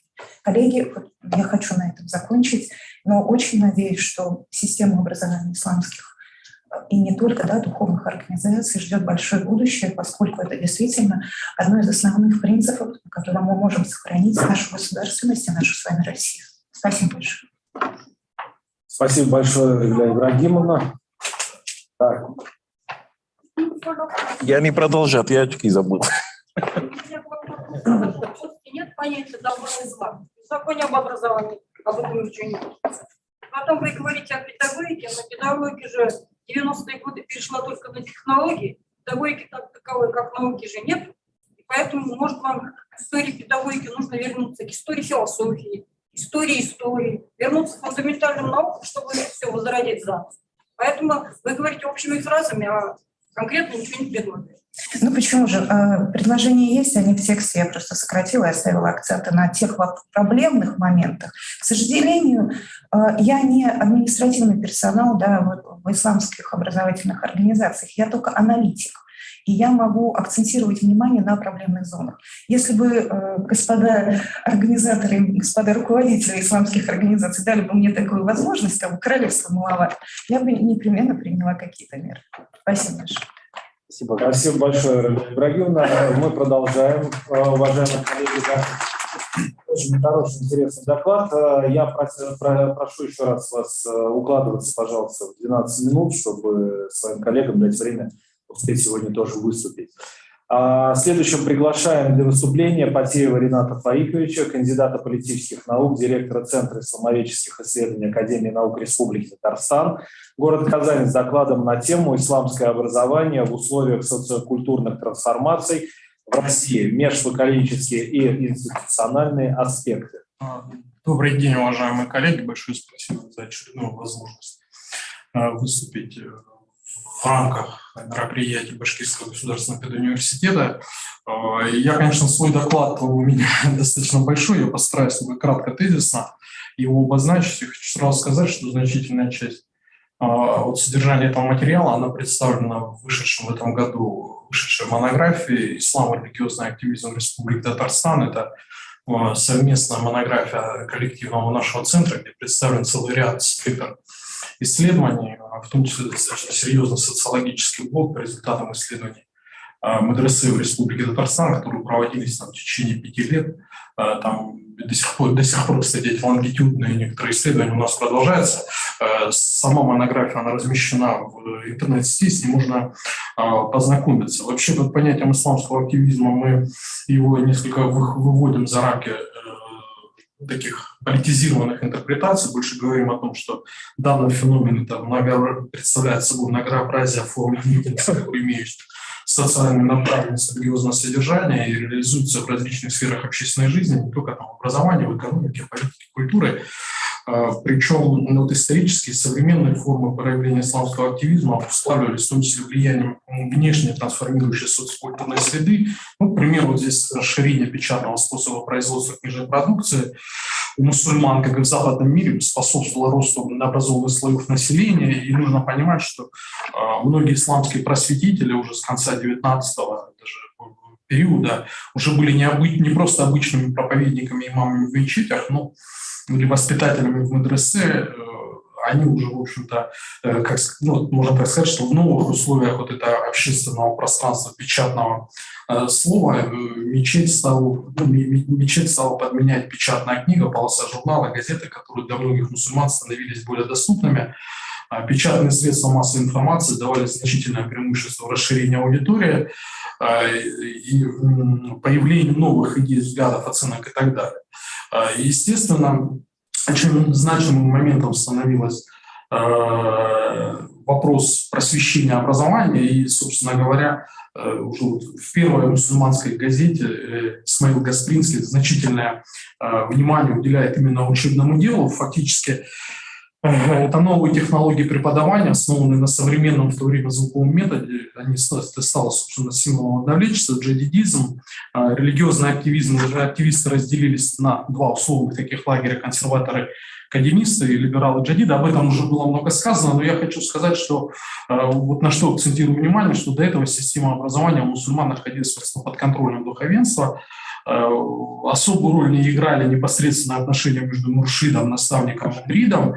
А вот система новометодных медресе и светских учебных заведений, которые также начали формироваться в это время, формировали новую традицию передачи знаний, порождая конкуренцию среди исламских активистов.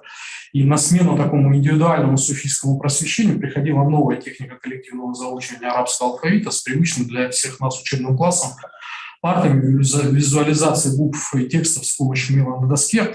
Конечно, там, революционные события очень сильно повлияли на систему исламского образования и просвещения, но я хотел бы обратить внимание на то, что вообще-то вот такой период, когда после этих тягот и испытаний Великой Отечественной войны, в общем-то, этот период оказал достаточно сильное влияние на духовную сферу советского общества, включая мусульман. И примечательно, что в послевоенный период получает распространение особый вид женского исламского активизма, поскольку репрессии 30-х в отношении духовенства, резкое сокращение мужского населения в результате войны, потребности в духовных устремлениях на фоне тягостных событий способствовало появлению женского исламского активизма. Если прежние женщины-мусульманки в случаях посещали мечети еще до революции, то в 50-е годы в среднем по Волжье органы советской власти фиксируют появление исламских активистов. Это молодые пожилые женщины Абыстай, которые вели религиозное просвещение мусульман, в отдельных случаях исполняли даже роль имамов.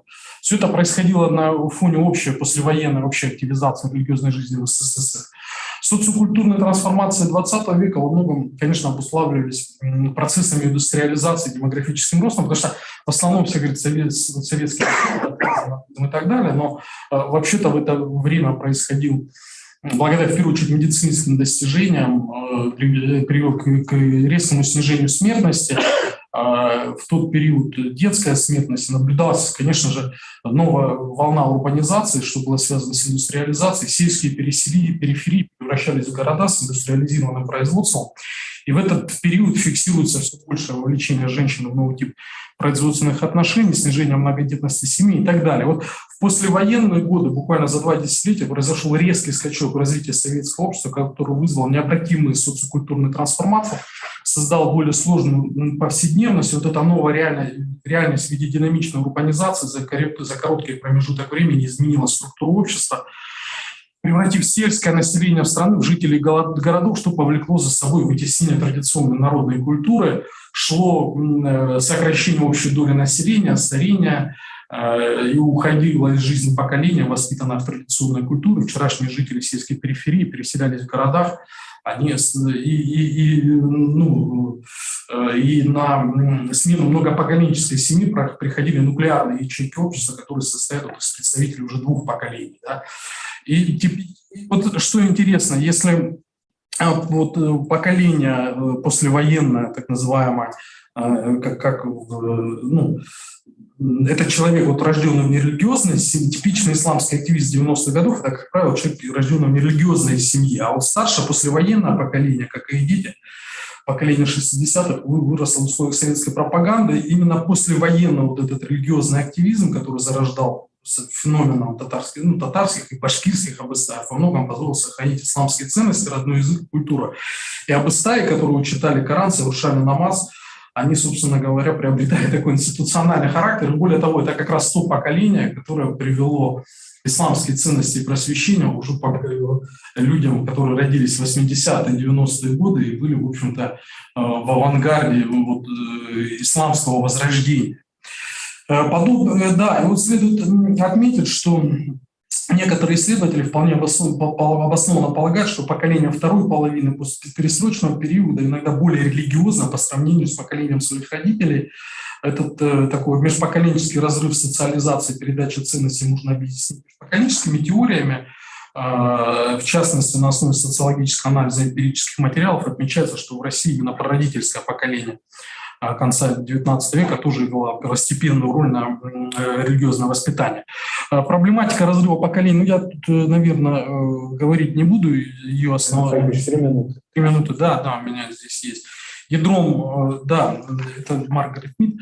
Вот дело в том, что поколение, осознанно заставшее наступление 90-х годов, вообще хорошо помнит характер прежних межпоколенческих отношений, сохранялись, как правило, расширенные многопоколенческие семьи с совместным проживанием 3 поколений. Многие городские дети проводили каникулярное время в гостях в деревне у своих старших родственников, бабушек и дедушек. Все это способствовало языковой, религиозной передаче вот этих традиционных этнических ценностей. Сегодня живут люди в других совершенно условиях, и социологические исследования указывают, что поколение людей, которые родились с 1982 по 2000, так называемые миллениалы сегодня, они меньше пьют, меньше курят, больше занимаются спортом, но при этом проявляют меньшую религиозность, чем предшествующее поколение. Это не только противоречит некому устоявшемуся представлениям о постоянном росте религиозности, но несколько противоречит этим представлениям о росте религиозности населения. Молодежь часто проживает с родителями фактически только до своего совершеннолетия в нуклеарных семьях, и по данным соцопросов в Татарстане это 80% семей.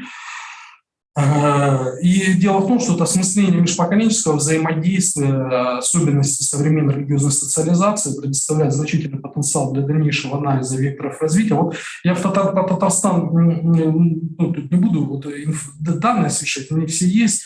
Сегодня, понимаете, когда мы говорим об исламском образовании, очень часто мы делаем акцент, что исламское образование – это такая уникальная система, вот мы на ней сконцентрированы и несколько игнорируем то, что вообще-то вся система образования в 90-е очень преобразилась, у нас появилось множество совершенно разных высших учебных заведений, средних и так далее. Вот башкирский исследователь Рушан Галямов отмечает, что подъем религиозности в конце 80-х привлек на начальном этапе духовенство талантливых, амбициозных имамов, которые даже успели получить хорошее религиозное образование. Но вот на основе исследований среды башкирского духовенства, имеется в виду республиканского, да, там татарского тоже, говорит о том, что на слабость этого социального слоя, из которого сегодня репортируется вот это духовенство. И это подтверждается. Мы анализировали средние показатели тестов ЕГЭ, вот тех людей, которые поступают в исламские вузы. Я не буду, тут у меня статистика вся это есть.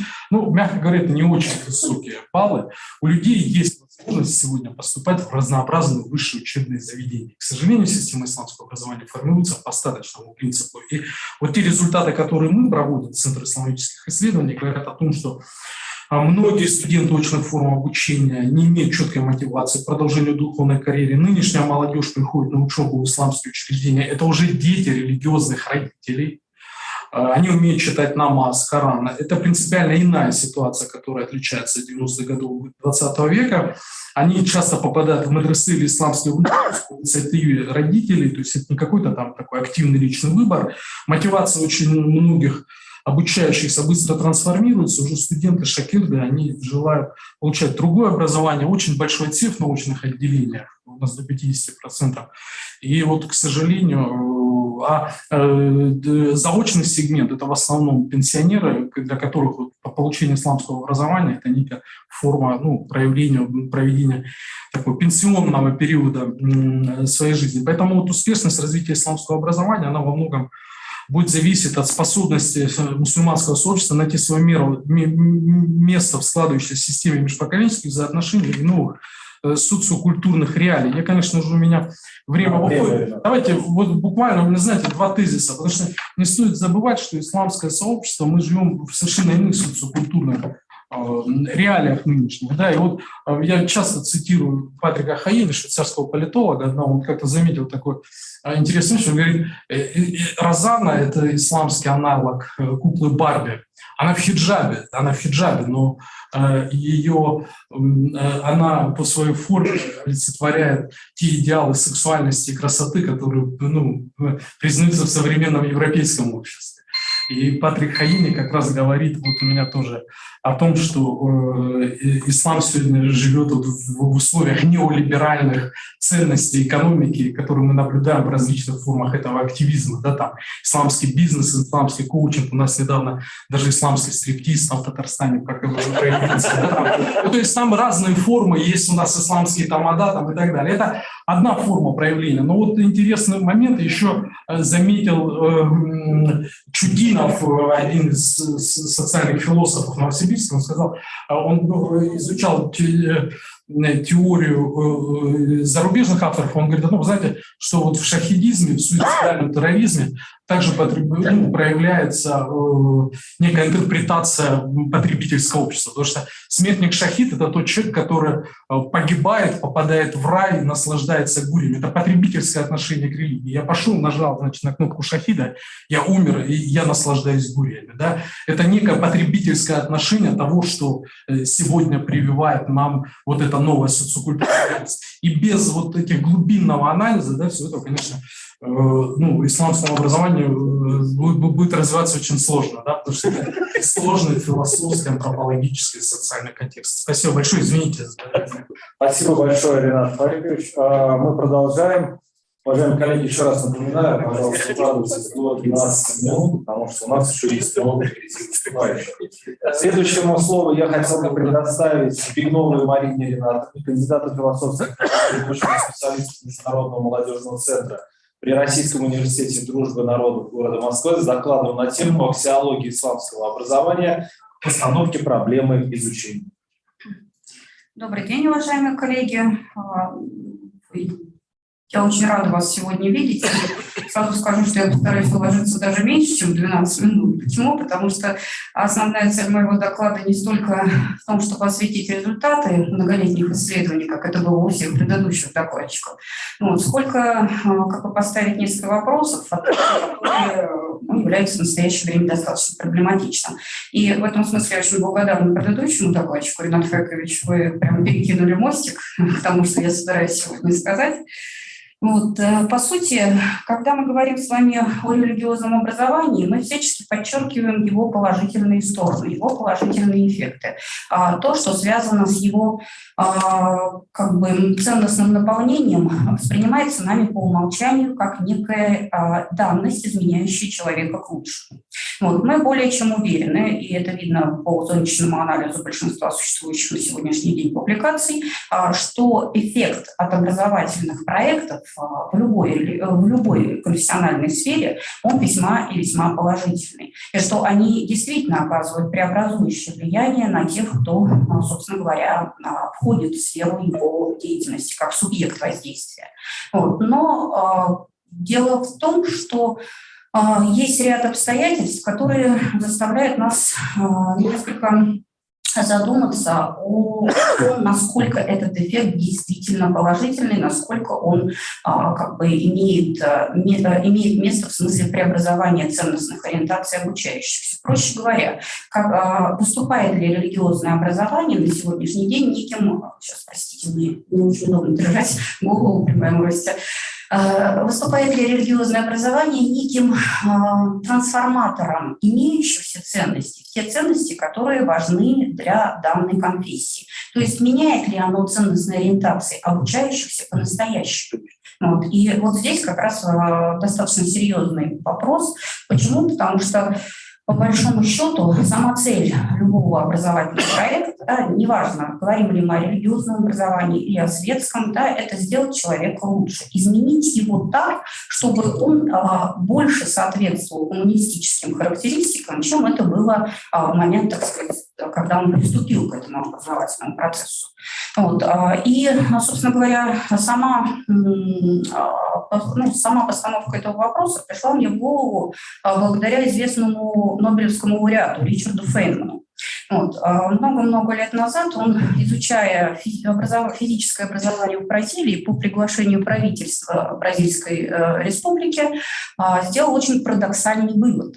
Когда, значит, ему показали прекрасные университеты с новейшим оборудованием, совершенно чудесной наполняемостью аудиторий, Фейнман в своем заключительном, познакомились со студентами, преподавателями, все было замечательно, но Фейнман был очень бестактным и одновременно очень честным человеком. Поэтому, когда он закончил, так сказать, осмотр, и его попросили сделать, Фейнман высказался в том смысле, что, простите, чуть не сказала религиозного, физического образования в Бразилии нет. Возник вопрос, а почему? И тогда он ответил на этот вопрос таким образом. Я перескажу вкратце, потому что это очень длинный рассказ. Но смысл сводился к тому, что в Бразилии очень мало школьников покупают учебники физики. Когда он открыл учебники физики, которые издавались для бразильских студентов физических факультетов, он сказал, что, говорит, я не увидел там описаний экспериментов. Я увидел там формулу, я увидел там готовые законы, но при этом экспериментальная практика физического образования в Бразилии, она неуклонно стремилась к нулю, по его мнению. И вот с религиозным образованием, с моей точки зрения, происходит, если не примерно то же самое, но очень похожие вещи на самом деле. Потому что если мы с вами присмотримся внимательно, собственно говоря, сколько выпускников в этой сфере идут работать по специальности, то мы обнаружим с вами очень-очень неприятные эффекты, которые говорят нам о том, что, да, безусловно, я сейчас понимаю, что нельзя связывать их полностью с темой ценностных ориентаций студентов, да, безусловно, на это влияет и какие-то дополнительные внешние факторы. Но тем не менее, в чем смысл тогда получения религиозного образования? В чем смысл, собственно говоря, вот всей этой многотомной, я бы сказала, практики образовательных структур? Если она в действительности не побуждает человека менять мир вокруг себя, что, собственно говоря, и должно являться, опять же, целью любой религиозной доктрины. Да? И когда мы говорим об этих вещах, я хотела бы обратить внимание на то, каким образом мы могли бы приступить к измерениям этого вопроса. Потому что, по большому счету, о тех факторах, которые влияют на этот процесс, по моему мнению. Первый, конечно, это, собственно, стартовые характеристики самих обучающихся. Да? То есть те, кто поступают, их мотивация, из каких семей они происходят. Вот как раз опять спасибо большое, да, Ринат Файкович. Каков качественный состав тех, кто получает религиозное образование на сегодняшний день. Да? Во-вторых, характер самой ступени образования. Например, существующая на сегодня практика, принятая в православной среде, развлечения теологии и богословия, она в достаточной степени показательна. Да? И те, кто работает в этой сфере, они прекрасно понимают, собственно говоря, в чем эти сущностные различия. Дальше. Качество самого образования, которое зависит не только от людей в нем работающих, но еще и от наличия учебных пособий, наличия соответствующих образовательных программ, да, связи с мировой культурой, что, опять же, для многих религиозных образовательных учреждений является весьма и весьма проблематичным. Да, собственно говоря, если мы возвращаемся с вами к XIX веку, да, вот этот старый спор между джадидами и академистами на сегодняшний день все равно имеет место, да, и в достаточной степени актуален. Далее. Востребованность образования и социальный авторитет образования. Это тоже очень важный момент, потому что когда студент заканчивает свою образовательную деятельность, он должен четко представлять себе перспективы, куда он пойдет работать, кем он будет. А вопрос о нострификации образования на сегодняшнем, на религиозном, я имею в виду, это, безусловно, один из острейших вопросов. Дальше. Качество самой богословской мысли, существующей на сегодняшний день, это тоже проблема, потому что от того, насколько, собственно говоря, велик потенциал научный этой сферы, зависит очень сильно и то, каким образом она будет отражена в образовании. Вот. Ну и, конечно, дополнительные моменты – это этноконфессиональный компонент, наличие внешних факторов, в том числе увлеченности студента какими-то там дополнительными элементами. Вот. И все это рождает, ставит перед нами один серьезный и большой вопрос о потенциале религиозного образования как фактора сохранения межконфессионального мира и согласия. И это, пожалуй, наверное, самый сложный момент сегодняшнего разговора, потому что мы привыкли, что религиозное образование должно служить одной единственной цели – помогать людям жить вместе. Я имею в виду в этом смысле, конечно, именно в этой функции. Вот. Но вся беда в том, что сегодняшнее современное состояние этой сферы, оно таково, что ценностные ориентации, которые формируются внутри нее, весьма неопределенны. И вот изучение их – это, собственно говоря, вопрос вопросов, которые, наверное, в ближайшее время нам придется решать разнообразными средствами. Безусловно, конечно, мы не можем, нельзя говорить, и это совершенно неприемлемо говорить о том, что религиозное образование может влиять отрицательно именно в выполнении этой функции. Но, с моей точки зрения, качество этого влияния тоже играет достаточно большую роль. Вот. Ну вот на этой печальной ноте я хотела бы, собственно говоря, свой доклад закончить. Большое спасибо за внимание. Надеюсь, что какие-то моменты были вам важны. Большое спасибо, Марина Ринатовна. Мы продолжаем конференцию, коллеги, и следующим докладчиком у нас будет Седых Наталья Сергеевна, кандидат философских наук, доцент кафедры теологии, преподаватель Центра дистанционного обучения «Профакадемия», член Российского общества социологов город Ростов-на-Дону. Тема ее выступления – методы исламской педагогики, духовно-нравственного воспитания молодежи и профилактики экстремизма. Наталья Сергеевна, вам слово. Добрый день, уважаемые коллеги. Хотелось бы прежде всего поблагодарить за возможность сегодня быть здесь и участвовать в столь высоком собрании. И вот буквально одну секунду уточнить, вот с помощью этого я могу переключать слайды. Да? Итак, тоже вот логично связан мой доклад с предыдущими выступающими. Хотелось бы сконцентрировать внимание на методах именно педагогических, которые способны на сегодняшний день реально формировать вот ту самую активную нравственную позицию молодежи и вот ценностную основу. Но хотелось бы в двух словах сказать, да, что, как мы видим, вот одно из определений научных экстремизма концентрируется на том, что это манипуляции вокруг вот псевдоисторических идей. И строятся они по двум основным сценариям. Это в онлайн-режиме, да, вовлечение, и в офлайн. Есть те, кто вовлекались сначала онлайн, например, всем известная история Варвары Карауловой, которая только в социальных сетях общалась со своим вербовщиком, так и не встретившись с ним реально. Но, тем не менее, она была полностью готова психологически, идеологически и так далее к экстремистским действиям, да, за что она отбыла наказание. И есть другая история, когда есть там брат, сват, друг, возлюбленный, возлюбленная, который рассказывает о чем-либо, да, и потом все равно молодой человек идет в интернет и смотрит там какую-либо рекомендованную информацию. Поэтому, и говоря о противодействии, воспитании, нам с вами тоже сегодня важно действовать в этих двух пространствах, офлайн и онлайн. Хотелось бы обратить внимание вот то, что есть и в законе об образовании, и здесь мы видим, что воспитание, прежде всего, это работа со смыслами и ценностями, да, которые и формируют тот самый иммунитет коллективный, да, если позволите вот такую, да, формулировку. И также говорится везде о том, что воспитание сегодня важно на основе духовно-нравственных ценностей, да, культуры народов мира. В этом случае мы имеем дело с культурой как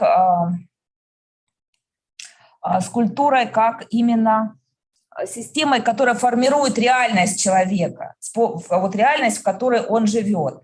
И в этой связи хотелось бы обратить внимание, что религиозная культура – это часть духовной культуры человечества, независимо от его позиции. Верующий, атеист, или вот как сказал уважаемый Амар Махмудович, атеист-мусульманин, да, я встречала похожие формулировки, там, светский мусульманин и так далее. Но мне хотелось бы отметить, что молодежь, независимо от того, какой она выбирает позицию, сегодня интересуется религией в поисках ответа на вопрос «Кто я?». Это во всем мире сейчас тенденция такая, поэтому очень важно такой ответ предоставлять грамотно. Вот как об этом уже говорила Равиля Ибрагимовна, я в целях экономии времени на этом останавливаться не буду. В общем-то, и сегодня также очень важно говорить о культурной компетентности, да, возможности взаимодействовать представителям разных культур, что сегодня неизбежно происходит. В этом плане это имеется в виду понимание собственного культурного мировоззрения, знание различных культурных методов и мировоззрений, то есть, в общем-то, представление о других.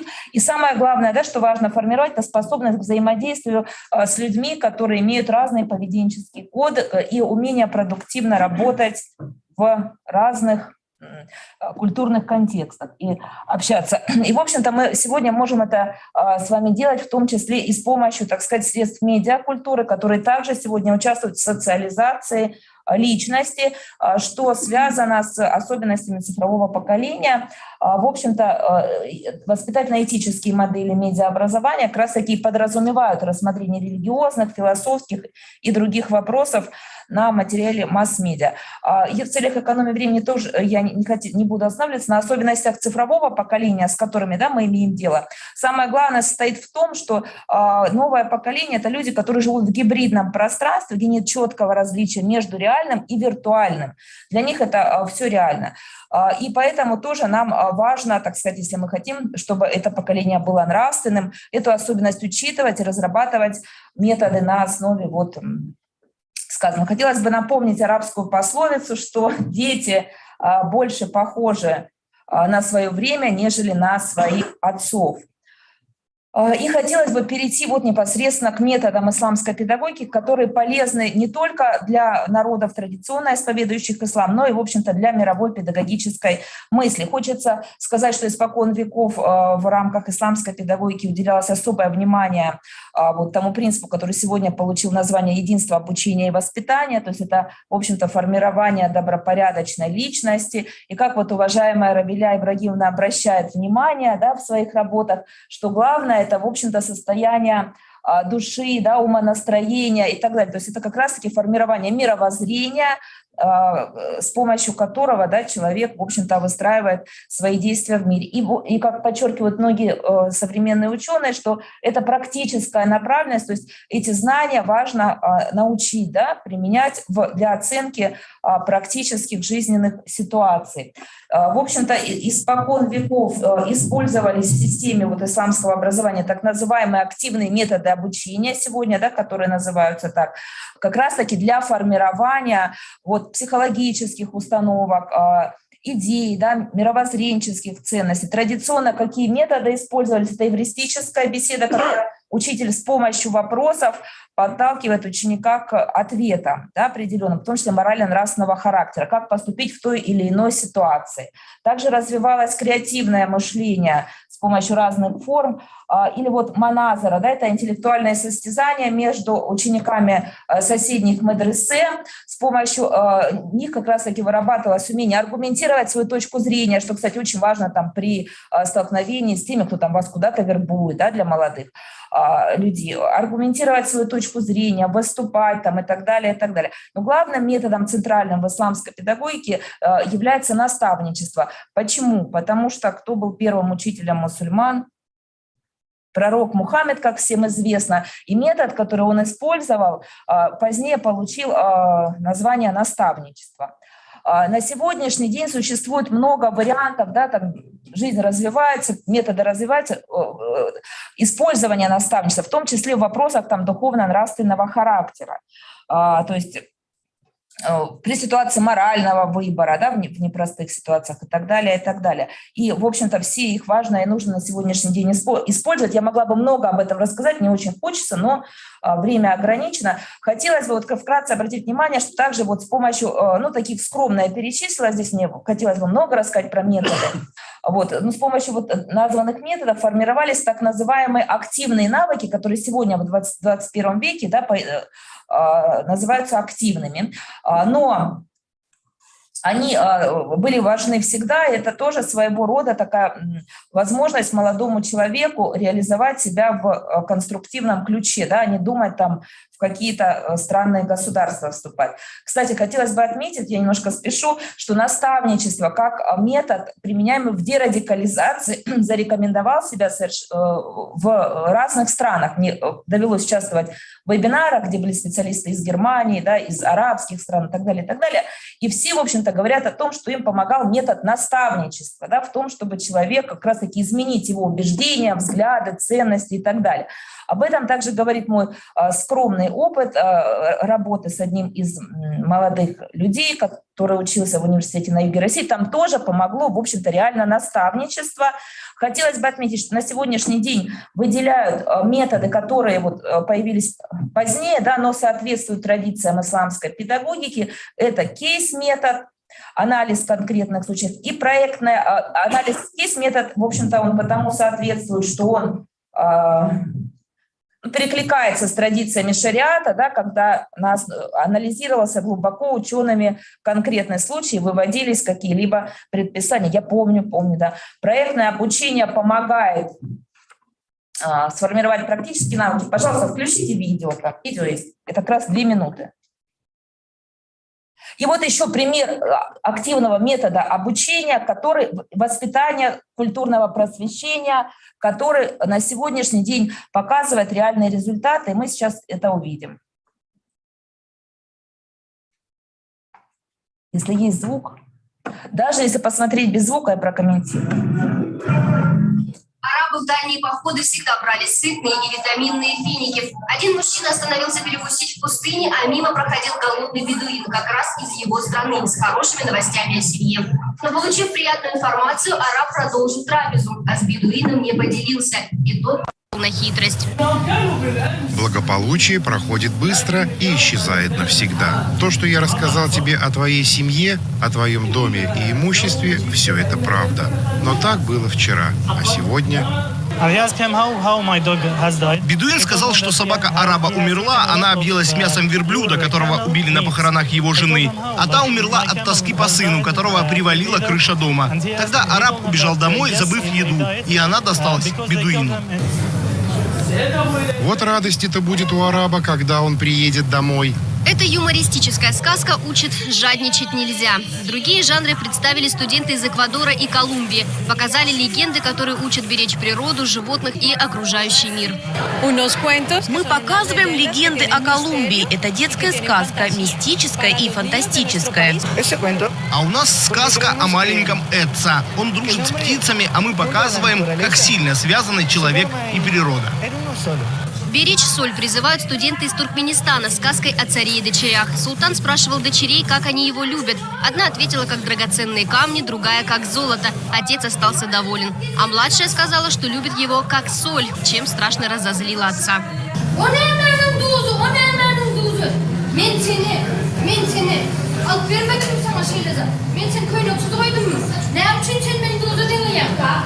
Если без соли ничего не будет. Без соли все еда вкусная будет, невкусно будет. Российские школьники угадывали сказки легко и быстро, а иностранцы, в свою очередь, смогли понять кашу из топора, теремок и репку даже в современной обработке.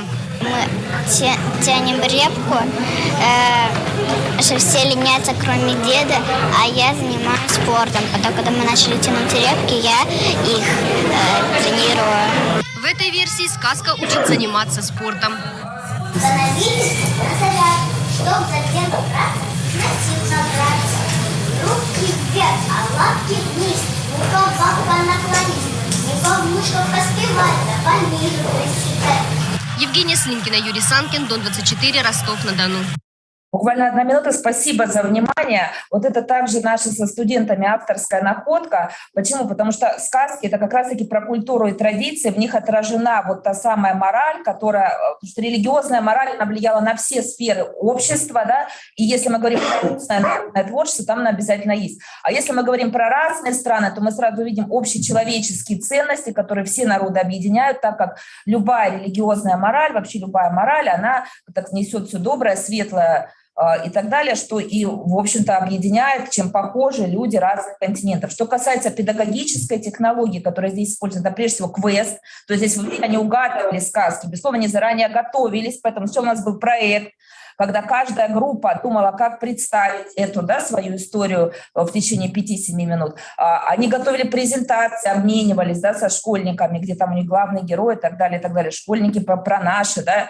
То есть это, в общем-то, дело было месяца, да, примерно. И также после того, как угадывали сказки, а угадывали быстро, поскольку были готовы, задавался один вопрос, что, а какая известная вам сказка тоже учит тому-то, да, то есть вот там моральные уроки, да, какой моральный урок, любить то-то, делать так, и обязательно находилась. И, в общем-то, на этом примере мы и видим, что такое культурная компетентность и так далее. Спасибо большое за внимание, очень много желающих выступить еще, поэтому спасибо.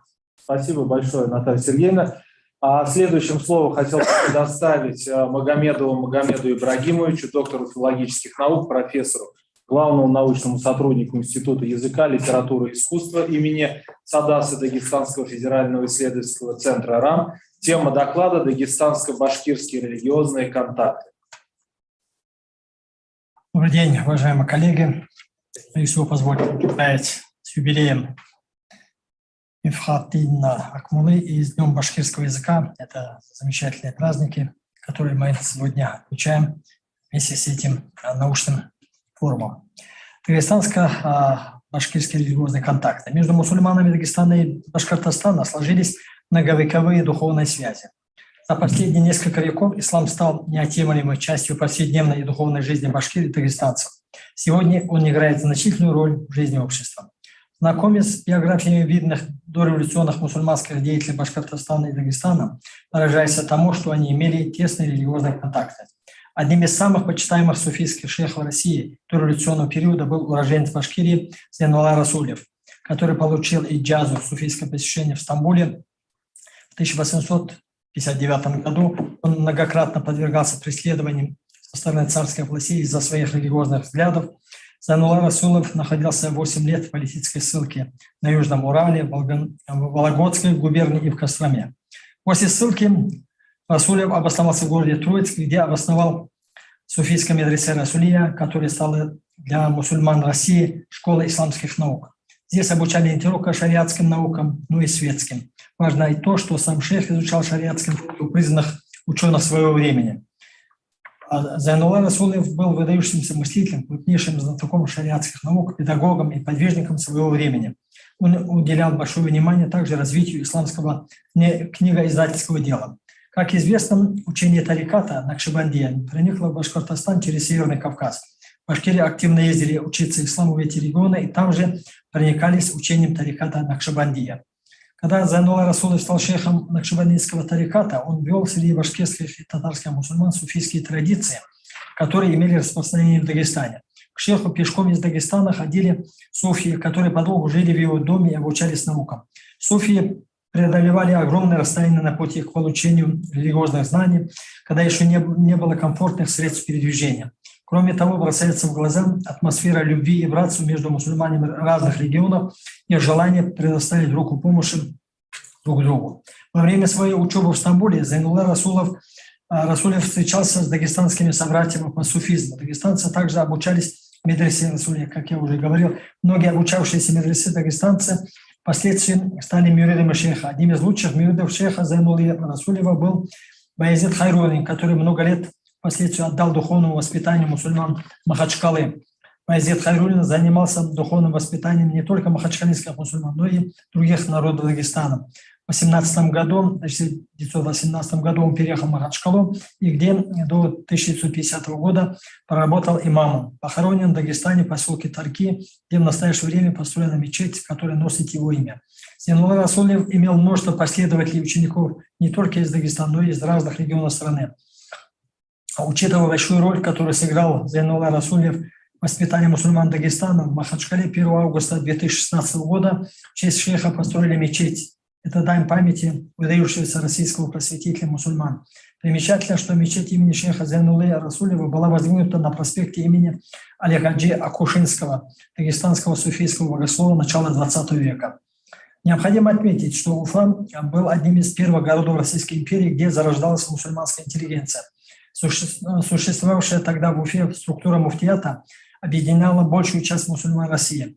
Именно ислам и мусульманское образование были теми институтами, которые сплотили мусульман Волго-Уральского региона и Северного Кавказа. Необходимо признать, что важную роль в этом сыграл крупнейший знаток шариатских наук Зейнулла Расулов, который блестяще владел всеми исламскими религиозными дисциплинами.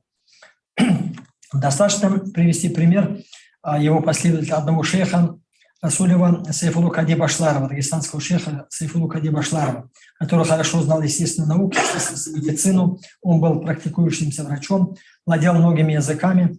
Он был общественным деятелем, просветителем и ученым. У него были тесные связи с 4 суфийскими шейхами из Волго-Уральского региона. Сайфулла Кади впервые оказался в России еще в молодости, когда его в 1879 году выслали в ссылку в Казанскую губернию.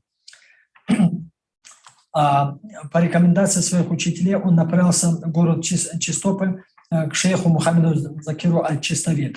Сам Мухаммед Закир Аль-Чистави взял суфийскую практику тариката Накшабандия Халидия у дагестанского шейха Махмуда Аль-Мали, который в свою очередь учился у Мухаммеда Яраги, учителя имамов Шамиля и Гази Мухаммеда.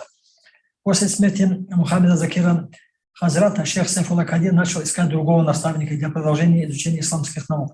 Такого наставника он нашел в лице Зайнулли Ишана Расулева. Сайфулла Кади описывал Зайнуллу Расулеву как совершенного шейха, утва, высшая степень в суфийской иерархии, образца своего времени. Зайнулла Ишан придавал важное значение соблюдению исламской практики. Так и джазе, правопреемственности, выданной Сайфулла Кади, сказано: «Я дал ему разрешение на совершение таваджуха и обучения зикру любимых мюридов тарикате Накшабандия Халидия, пока он не противоречит принципам тариката, основу которому шариат. Завещаю придерживаться дополнительных молитв, постоянно проявлять усилия в совершении молитвы в коллективе мусульман, чтение Корана и благословение пророка, мир ему и благословение». Конец цитаты. Шейх Сайфулла Кади встречался также с Мухаммедом Салих Аль-Кирманхани, который являлся ханафитом в правовых вопросах, а в вопросе суфизма придерживался шазелийского и накшабандийского тарикатов. Сайфулла Кади воспринял от него тарикат в Астрахани. Известно также, что шейх Сайфулла Кади взял у крупнейшего шейха Урала-Поволжья, ученика шейха Марджани Мурада Рамзи. Таким образом, надо сказать, что атеистическое мышление на протяжении 19-20 веков негативно отразилось на религиозных чувствах верующих. Однако в начале 90-х годов 20 века рост популярности религии стал характерной чертой общественно-политической жизни в Башкортостане и в Дагестане. А в этот период активно активировались мечети, издавалась масса религиозной литературы. Мусульмане в Башкортостане и Дагестане, да и в других регионах России вновь подтянулись к религии, соблюдая исламские каноны. Примечательно, что молодое поколение начало соблюдать исламские традиции. Надеемся, что заложенные нашими предками крепкие традиционные братские отношения и в дальнейшем будут способствовать укреплению взаимоотношений между народами России. Спасибо. Спасибо большое, Магомед Ибрагимович. И следующему слово для выступления хотел бы предоставить Ахмадуллину Вячеславу Абдуловичу, старшему научному сотруднику Московского института, старшему научному сотруднику Московской исламской академии, доценту.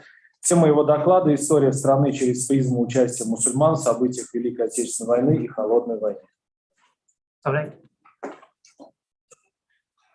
Здравствуйте, уважаемые участники мероприятия. Я в первых словах хочу поблагодарить участников за предоставленную возможность выступить.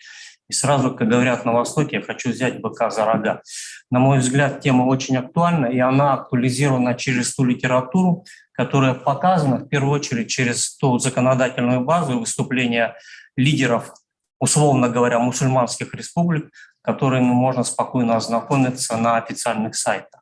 Если говорить о том, что сделано конкретно выступающим для того, чтобы осветить эту тему, я очень быстро покажу тот список, примерно 35-40 работ, которые написаны по данной тематике за последние годы, и изданы 2 монографии на эту тематику. Говоря о том, насколько востребована была информация о патриотической деятельности мусульман в годы Великой Отечественной войны, необходимо отметить, что в 1944 году был создан Совет по делам религиозных культов, который возглавил полковник госбезопасности Полянский, И в 1946 году он сделал доклад для руководства Советского Союза о том, как вели себя мусульмане в годы Великой Отечественной войны. Вы видите фотографию из подлинного документа, а сейчас этот же текст, первые 2 строчки говорят о том, что как вели себя мусульмане, конкретно единственный муфти на тот момент в Советском Союзе – Расулев. Красным текстом вы видите обозначено лояльное и патриотическое поведение остальных духовных лидеров мусульман в то время. Необходимо отметить, что иностранцы обратили внимание на патриотическую деятельность советских мусульман значительно раньше руководства и госбезопасности, и партийно-советского аппарата. Перед вами исследователь Коварц, это чех, который ссылается в своих работах на книги священника англиканской церкви. И Яков Рой выпустил книгу в 2000 году. Удивительно, что материалы, которыми он пользовался, вот я, проходя службу вооруженных сил, имея доступ к секретным документам, меня не подпускали к этим документам. А он в 2000 году смог более сотни документов вывести из Российской Федерации и опубликовать. Теперь, собственно, вот книга англиканского священника Эванса в 1943 году, он дал впервые информацию, что муфти Расулев обратился к советскому народу не так, как это в советской историографии было всегда 15 мая 1942 года, а 18 июля, 7 августа и 2 сентября 1941 года. Вот сейчас будет знак, вы увидите, красный, да, это обращение от 18 июля. К сожалению, это обращение 2 первых предложения, многоточие и 3 предложение. Но мне удалось обнаружить и опубликовать документ, который датируется 18 июля. Он был обнаружен на русском языке, и 2 марта 2020 года 2 ученых из Уфы, Фаршатов и Булгаков смогли найти обращение муфтия Расулева на старотатарском тексте. Обратите внимание, вот перевод с английского на русский и русский текст. Ну, даже человек, который читать не видит, не может по-русски, он видит количество букв, количество знаков отличается в разы. Вот обращение от 7 августа, перевод с английского на русский и подлинник. И вот обращение от 2 сентября, 2 варианта этого обращения. Значит, и найден документ, который сейчас будет в новой книге опубликован. Обратите внимание на красный шрифт. Муфти Расулев объясняет, почему он обратился к 18 июля. Когда я защищал кандидатскую, мне был упрек, как так, местоблюститель Патриаршего престола митрополит Коломенский обратился и московский 22 июня, а ваши только 15 мая. На что я сказал, что я положу годы, но это точно я найду документ. Я это обещание выполнил, а теперь тем, кто меня упрекает, что муфти Расулев обратился, выжидал месяц, я говорю, Верховный главнокомандующий, речь о котором идет в этом абзаце, обратился к народу страны не 1 числа, в день войны, а спустя 2 недели. Что вы хотите от единственного человека, у которого не было помощников? Люди некоторые надувают губы, но возразить не могут. Вот то обращение, которое размножилось на татарском, узбекском, казахском, киргизском, таджикском, туркменском языке и распространялось по всей территории Советского Союза, это обращение от 15 числа. Подписано оно, вот вы видите, 12 человеками, лидерами мусульман Советского Союза, в общем-то, с европейской части. Люди, которые знают старотаджикский, староказахский, староузбекский, старокиргизский, читают тексты, в книге моей есть, говорят, что количество подписей на тех языках несколько отличается от того, что представлено на русском и на старотатарском языке. Но я думаю, что это, наверное, все-таки техническая недоработка. В годы войны мусульмане получили еще 3 духовных управления в Ташкенте, в Буйнакске и в Баку. И все эти духовные управления также с патриотическими призывами обратились к народу. Воины, ушедшие на фронт, объявлялись маджахедами, погибшие объявлялись шахидами. И это к вопросу о том, насколько сегодня несерьезно эксплуатируется тематика джихада, тематика шахидов и маджахедов. Говоря о том, как были представлены, допустим, мусульмане на Северном Кавказе, есть у меня в книге вот это вот как раз вот вы видите о Чечне и Ингушетии, когда имам 1 и 2 возглавили партизанский отряд, 1 стал командиром отряда, 2 был начальником штаба партизанского отряда, и с минаретов перед азанами шли призывы о вступлении в ряды вооруженных сил.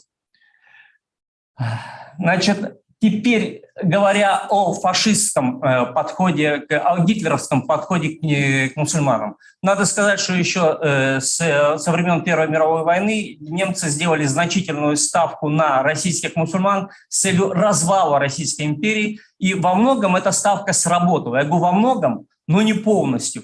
И надо сказать, что здесь очень турки серьезно помогали. Если говорить, я очень быстро, мне 4 минуты осталось, мне кажется, вам надо обратить внимание именно на то, что сказал англичанин, насколько утилитарно немцы подходили к мусульманам. И это сказал представитель той страны, которая никогда фактически нашим союзником не была. Никогда, даже заканчивая войну, англичане пропланировали операцию немыслимую о нападении на Советский Союз. К сожалению, современная российская литература очень тенденциозно подходит к освещению вклада мусульман к Великой Отечественной войне. И надо отметить, что вот книга, которая получила Госпремию, выпускалась с 2011 года она и до 2014. В 2015 году она получила государственную премию. Обратите внимание на цитату этой книги. Ну, во-первых, первая строчка «абсурдно». Если подходить через формационный подход, то коммунистическая и капиталистическая формация, да?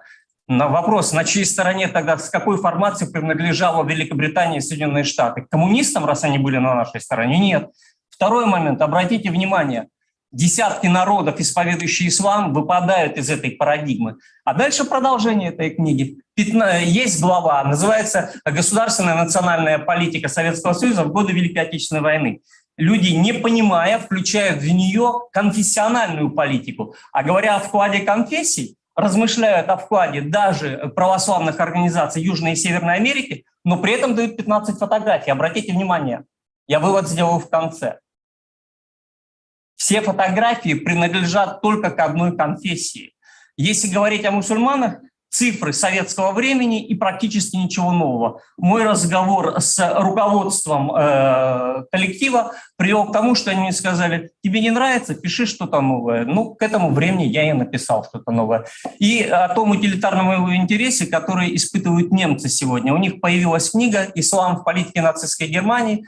Глава о Советском Союзе, вот ее автор, получил несколько грантов и в результате получил премию. Абсолютно тенденциозная книга. Он докладывает в своей книге о том, что он работал в 30 архивах в 14 странах и говорит о московских архивах. Абсолютная ложь, ни одной буквы из московских архивов нет, но только грязь, которая льется в этой книге, она кладет свою тень и на Российскую Федерацию. Я подскажу к концу. 21 сентября я выпустил свою статью о врагах и мучениках, где разъясняю, что еще в годы Великой Отечественной войны, кто такие шахиды с точки зрения догматики исламской, что такое джихад и что случилось в годы Великой Отечественной войны. И сейчас делается такой проект. В Москве живет генерал-майор запаса, заместитель руководителя казначейства Российской Федерации, уникальный человек Александр Георгиевич Михайлик, доктор экономических, доктор исторических, доктор юридических наук. Он мне предложил возглавить коллектив, который напишет новую книгу о вкладе мусульман в победу над фашистской Германией и ее союзниками. И теперь я говорю вам, что я бы хотел от вас всех получить. И сегодня я разговаривал с председателем Духовного управления мусульман Республики Башкортостан, нашел ответ. В архивах, вероятно, искать почти бесполезно. Мне кажется, что все, что можно было, я уже нашел. Быстрый ответ следующий. Необходимо найти письма, пришедшие на фронт и пришедшие из фронта с мусульманской тематикой. Допустим, мама посылает ребенку колбасу, конскую, да? Значит, это уже халяльная колбаса. И говорит ему: сынок, поделись с ребятами в окопе. Либо сын пишет с фронта: мама, значит, пошли в атаку, перед атакой сделали намаз, 2 стали шахидами. Если такая вещь будет, это будет очень замечательно. 2 недели назад я был в Махачкале, разговаривал с председателем Духовного управления. Его знакомый имам, умерший недавно, в годы войны отходил от окопов, тихонько молился, делал намаз. Я попросил его помочь мне и дать мне эту информацию. Сейчас я езжу по городам страны, вот это 12-й, по-моему, город, и везде нахожу отклик, поэтому если кому-то это интересно, вот мой адрес, вот мой телефон, я готов принимать от вас копии писем, лучше, если они будут с переводом и с краткой исторической справкой. От семьи такой-то это письмо хранилось в нашей семье фамилии, и пусть это войдет в книгу. Спасибо за внимание, я готов ответить на вопрос. Спасибо большое, Вячеслав Абдулович, за такой полноценный, развернутый, действительно патриотический доклад. Мы продолжаем, коллеги, нашу конференцию, и сейчас я хотел бы пригласить выступить с докладом Ахмадуллина Марса Лероновича, кандидата искусствоведения, профессора, заведующего кафедрой дизайна Уфимского государственного института искусств имени Загира Исмагилова, директора издательского Уфимского государственного нефтяного технического университета. Тема его выступления – искусство книги арабским шрифтом в России. Здравствуйте, уважаемые коллеги, друзья. Тема искусствоведческая, то есть в основном здесь очень большое количество иллюстраций. Посмотрим, каким образом у нас арабский шрифт появился в России, то есть и не только в России. Я хочу сократить материал. Здесь вот смотрим, здесь карта тюркских языков. Ислам является, понимаю, второй по численности верующих религий в Российской Федерации после христианства. Здесь, конечно, напрашиваются некие аналогии, которые на сегодняшний день очень активно муссируются по поводу известной карты, но я хочу сказать, что не должно быть никаких аналогий. Вот, да? Здесь вот смотрим. В основной своей массе арабографичные книги в России были наборными. Искусство визуализации печатной книги неотделимо от технологий, поскольку книга как предмет материальной культуры есть продукт полиграфии. По сути, искусство доведения смысла содержания до читателя или потребителя информации путем визуализации набора графических знаков – это типографика. То есть понятие типографика. Типографика является неотъемлемой частью любой книги, выполняющей коммуникативную функцию. Здесь мы видим вот пример, страницу из книги Резвана «Коран и его мир». Да. Здесь, конечно, вот это один но самое интересное, да, то есть мы видим шрифт арабский, но при этом, по сути, элементы оформления, они, конечно, никакого отношения к исламу не имеют. Но что хочу сказать, что в данной ситуации использовались наборные элементы и политипаж это называется, верхний вот этот вот элемент, да, то, что в рукописной книге называлось унваном. То есть, естественно, политипаж, он, по сути, тоже по стилю явно не мусульманский. Но хочу сказать, что печатники использовали тот материал, который был. Идем дальше. Здесь как раз то, что считается одной из первых книг, напечатанных наборным шрифтом. Да? Можно говорить о национальной типографии, как по совокупности графической специфичности шрифтов определенной системы письменности и свода правил по их использованию. В нашем случае это арабица. Да? То есть решение задач коммуникации влияло на принципы национальной типографии, потому что можно было по национальной типографии, правильно, в данной ситуации. То есть создавая предпосылки изменений и формирования образа, текста, пространства и движения. Это как раз вот разворот книги, которая считается одной из первых, да, 1514 год. Это в Италии. Дальше мы видим основателя типографии кардинала Медичи, то есть самая Медичи, которые, в общем-то, семейство Медичи, да, в Италии, которые поддерживали в своем, были меценатами, как раз вот они основали типографию. Здесь шрифт является средством визуальной коммуникации как элемент сохранения и передачи информации в обществе одного индивидуума к другому. Здесь как раз вот видим шрифты, которые созданы Гранжоном. Вот кто такой Гранжон, сейчас мы посмотрим, да. Буквально несколько страниц по поводу Гранжона. Это вот из библиотеки Лауренциана, то есть вот номер инвентарный. То есть как раз Гранжон стал первым словаричком, начавшим решать проблемы печатания арабскими шрифтами. То есть здесь, но это не означает, что вот эти все эскизы Гранжона были до конца доведены. То есть некоторые, в общем-то, это как бы остались на уровне эскизов, некоторые даже были отлиты в металле, но до конца не доведены по количеству знаков. Вот. Здесь как раз вот, где находится эта типография Медичи, когда вы проходите вдоль вот этих рядов, то есть дальше находится типография Медичи, то есть типография Медичи, сейчас посмотрим, вот как раз это станок, то, что сохранилось, да, вот, то есть это аналог станка Гутенберга, и мы, смотрите, сзади видим шкафы, которые полностью наполнены наборными шрифтами, которые сохранились. Вот они как раз здесь вот присутствуют. Да?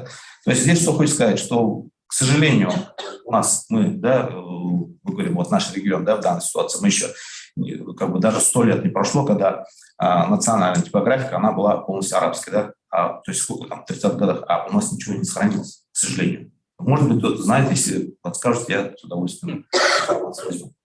Вот. Дальше мы идем Антверпен. Здесь как раз находится типография Плантен Маретуса.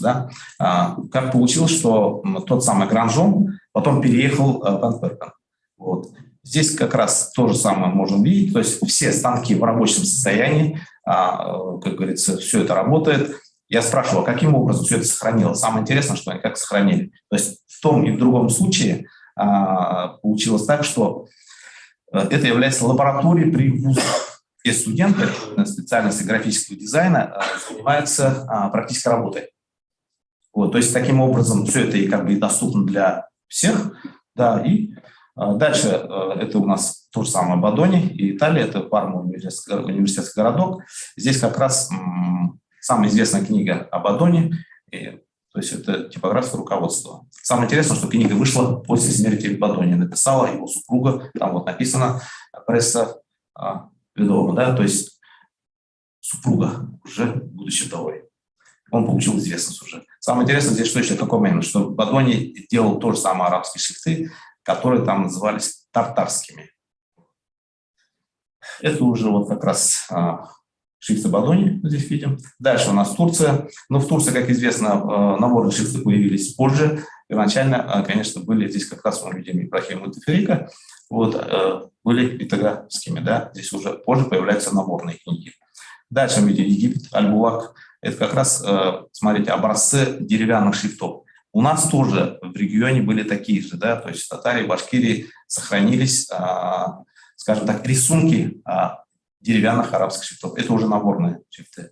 Дальше это у нас Россия. Известно, как известно, мы говорим, что берем отчет с момента прихода проникновения ислама. Началось в X веке. Вот, в столицу Булгарского ханства прибыло посольство Багдадского халифа, то есть Ибн Фадлан. Это как раз вот тот самый момент. Ну, это уже у нас рукописные книги, то, что хранится у нас в Башкирии. Да? То есть, почему я сейчас беру рукописную, потому что понятно, что печатная книга не могла появиться без рукописной книги. Да? То есть тема называется «В России», но я не буду брать все сейчас республики, да? Просто покажу, что вот как элемент, да? То есть, потому что они все такие же. Сейчас мы переносимся уже внутри России, это Астрахань, Петр I Копилин, да, где в свое время стоял Петр I. И как раз здесь считается, что создали первую типографию, да, которая называлась плавучая тюркская типография. Да. Здесь Петр I привлек к работе Дмитрия Кантемира. Вот, всем известно, да, это как раз рисунок гравюры XVIII века. Это первые печатные страницы, которые, не страницы, а листы, тюрко-татарское печатное издание в России, да, считается. Вот, это как раз Петр I напечатал свои обращения.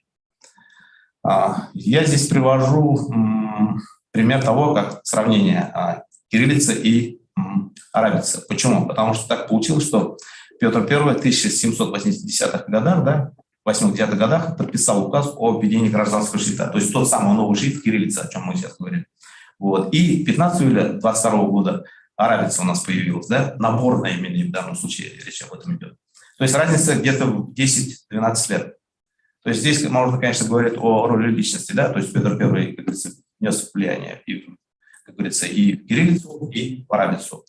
И самое интересное здесь роль специалистов, которые, я понял, заканчивают, да, идут к завершению. Здесь вот у нас образцы шрифтов Петербургской академии, Московского университета, потому что у нас было, да, и первая книга, которая напечатана, одна из первых книг напечатана в Казани, переданными шрифтами, которые из Санкт-Петербурга. То есть то, что сейчас называется, я думаю, все слышали такой термин, как казанские шрифты.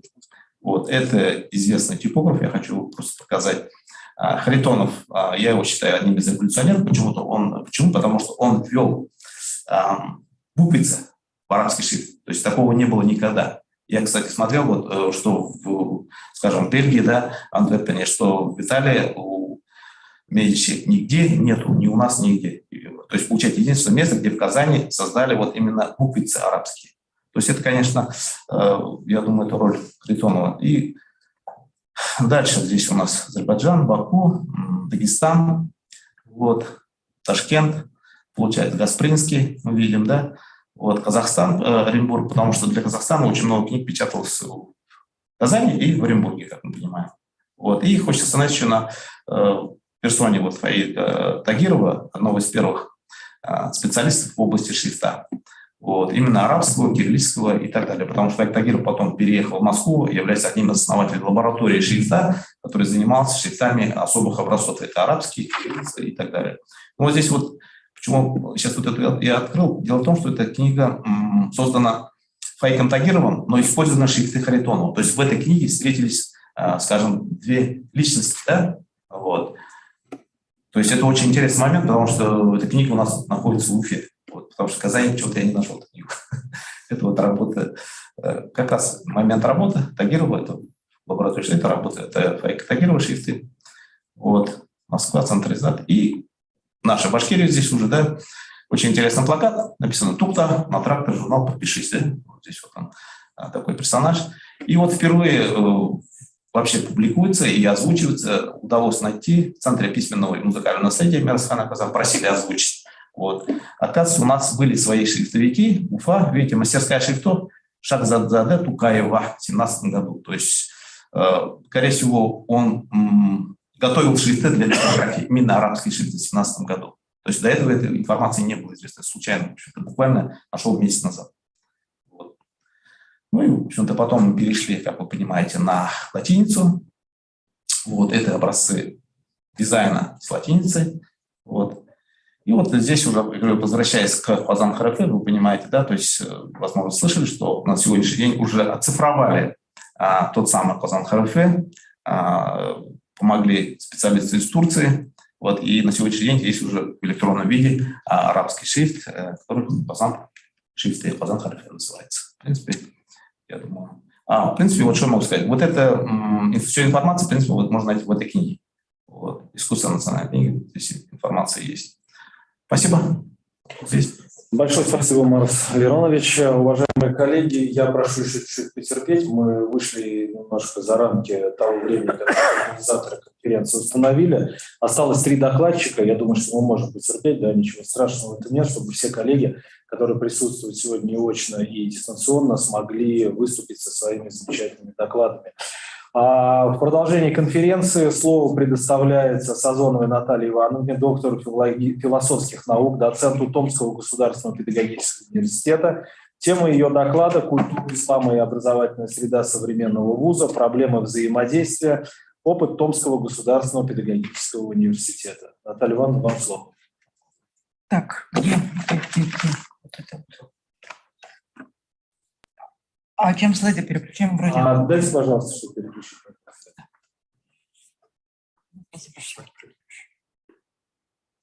Так, предыдущий, а следующий как?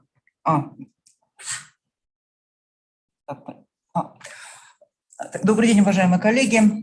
Я буду кратко, потому что у нас опыт не очень большой, скажем так. Прежде всего, благодарность наша от небольшой томской делегации за приглашение на конференцию. Нам очень внезапно предложили буквально пару недель назад. Вот. И я почему заинтересовалась, потому что мы сейчас в Томске пытаемся понять, что такое у нас происходит со взаимодействием с исламской конфессией в образовательной среде. Значит, вот перед вами город, где представлены все конфессии, которые у нас есть в школьном курсе основ религиозной культуры и светской этики. И все 5 модулей здесь есть, и светская этика занимает наибольшую часть, скажем так, да. Вот. А здесь, как у нас и православные храмы, католические костелы есть, лютеранскую кирху не стало сюда уж помещать, вот, синагога, 2 мечети. Вот, при этом количество верующих, именно людей, которые конфессионально ориентированы, в городе, ну хорошо, если 10% все конфессии. Население Томского 550 тысяч человек, количество православных церквей в районе 13, количество мечетей 2, синагога 1, а католический костел 1, лютеранская кирха 1, это все. Вот. При этом у нас, как вы знаете, мы ничем не отличаемся по уровню интереса к религиозной культуре от других регионов, вот, особенно молодежи. И уже было неоднократно сказано коллегами, что люди ищут смысла жизни и ценностей. Да, коллеги, которые сказали, что в законе образования нет понятия добра и зла, да, это так. А в Конституции России нет понятия идеология. И что Россия – это страна без идеологии. Значит, а без идеологии жить нельзя, идеология появляется. В Томске очень много различных нетрадиционных религиозных движений, которые занимаются духовными поисками. Вот. Ну, а мы пытаемся им помочь что-то найти нормальное вообще, да? Вот. Ну и вот у нас, да, вот куда? Куда-то он поехал. Так, я прошу. Переверните, пожалуйста. А вот это? Да. Все поняла. Ага. Да, вот это мы. Вот мы начали работать с религиозными конфессиями, пытаясь рассказать людям о религиозной культуре задолго до введения ОРКС в школах. Вот. Начали это как бы делать. Вот. И очень быстро мы поняли одну вещь. Религию не рассказывают, религию показывают. Потому что в виде линейного текста в аудитории засушенного такого религиозной культуре не рассказывают. Религиозная культура – это практика, религиозная культура – это опыт, это комбинация чувств, эмоций, ощущений, которые в аудитории не передается, что делать. Тем более мы выпускаем учителей. У нас была в 2010 году анекдотическая ситуация. В городе нет религиоведческого образования, есть курс ОРКС. Ни одного учебного заведения, которое готовит таких учителей. Здорово вообще, супер. Томская епархия РПЦ взяла на себя функцию, посадила людей на автобус, учителей, и катала их по всем конфессиям. Вот так. И причем подряд. Вот так конфессии начали работать с нами. Ну и теперь вот томские мусульмане, что собой представляют? Томские мусульмане сейчас примерно 1,93% населения города Томска. Имеется в виду практикующие мусульмане, то, что называют социологи ядро, да, вот эта часть, да. Значит, как бы и мусульмане в Томске всегда были примерно в таком процентном соотношении, от 2 до 3%. Другое дело, что раньше город был меньше. Вот, количество в таких абсолютных цифрах, да, то есть мусульманская община в районе 2000 человек. Причем изначально с XVIII века она ориентирована на такую замкнутость. Вот это район Заисточья. То есть там была раньше речка такая Исток. Это рукав реки Томи, такой заболоченный. И за Истоком жили мусульмане, томские татары. В основном томские татары, в меньшей степени так называемые бухарцы. Это в Сибири есть люди, которые говорят о себе. Бухарцы – это потомки выходцев из Средней Азии, на купцов, которые приезжали в Сибирь торговать и здесь оставались жить. И вот это вот такой мусульманский район с XVIII века, он просто замкнутый. Насколько замкнутый? Здесь проходил Сибирский тракт. Вот. Это примерно как большая железнодорожная магистраль. Да? И возле него открывалось любое заведение, и оно приносило прибыль прямо. Из-за этого правила пожарной безопасности не слышали. Вот, и Заисток постоянно горел. И выгорал буквально 6 часов, просто района нету до печных труб.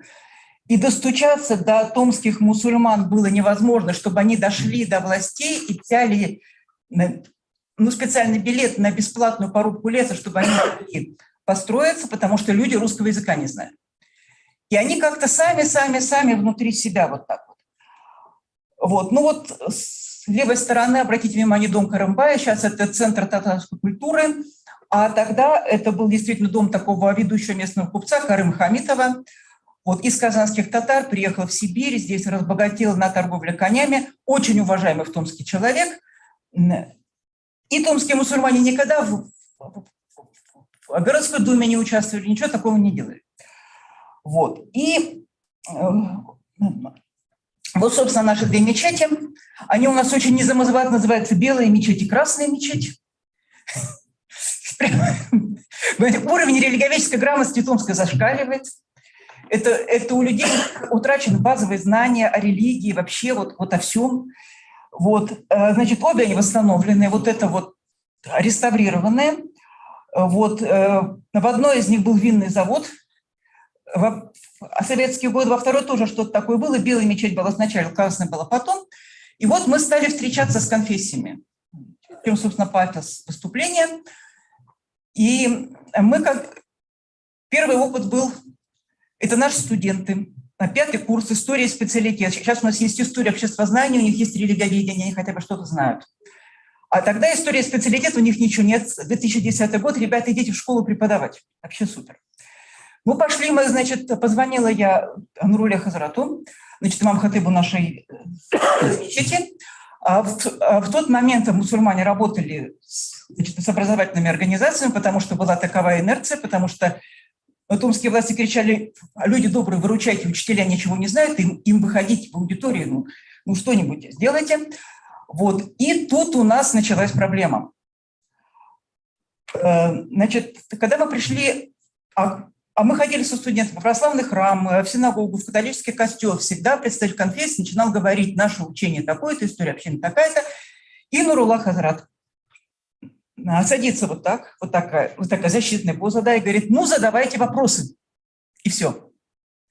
И студенты растерялись, потом стали задавать абсолютно бессистемно, не систематизированно. Как стать мусульманином? Что такое мусульманский брак? Сколько лет учатся на муллу? Почему нужно учить арабский язык? Почему мусульмане свинину не едят? И так далее, и так далее. Тогда полчаса где-то или час продолжалось. Я сама думаю, что ж такое у нас такое происходит. И мне показалось, что это опыт не в полной мере положительный. 3 минуты, пожалуйста.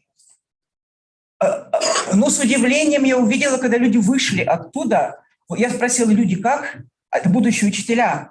И они говорят: потрясающе.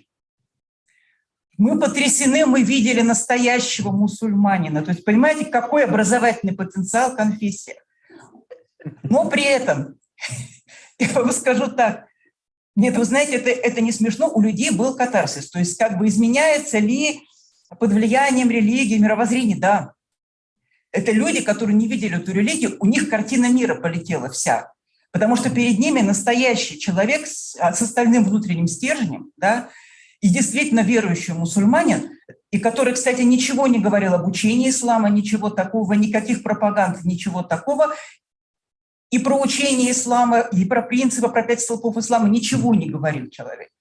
Он просто рассказывал традицию. Это произвело совершенно феерическое впечатление.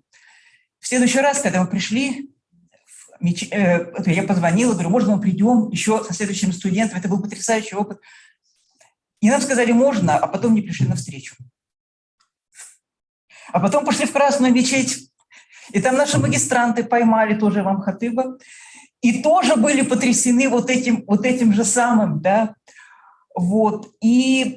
А потом они раскрутили его, они с ним договорились, а магистранты – это люди, уже такие большенькие, да, это же преподаватели вузов, некоторые кандидаты наук в магистратуру к нам пришли, и он снова не пришел.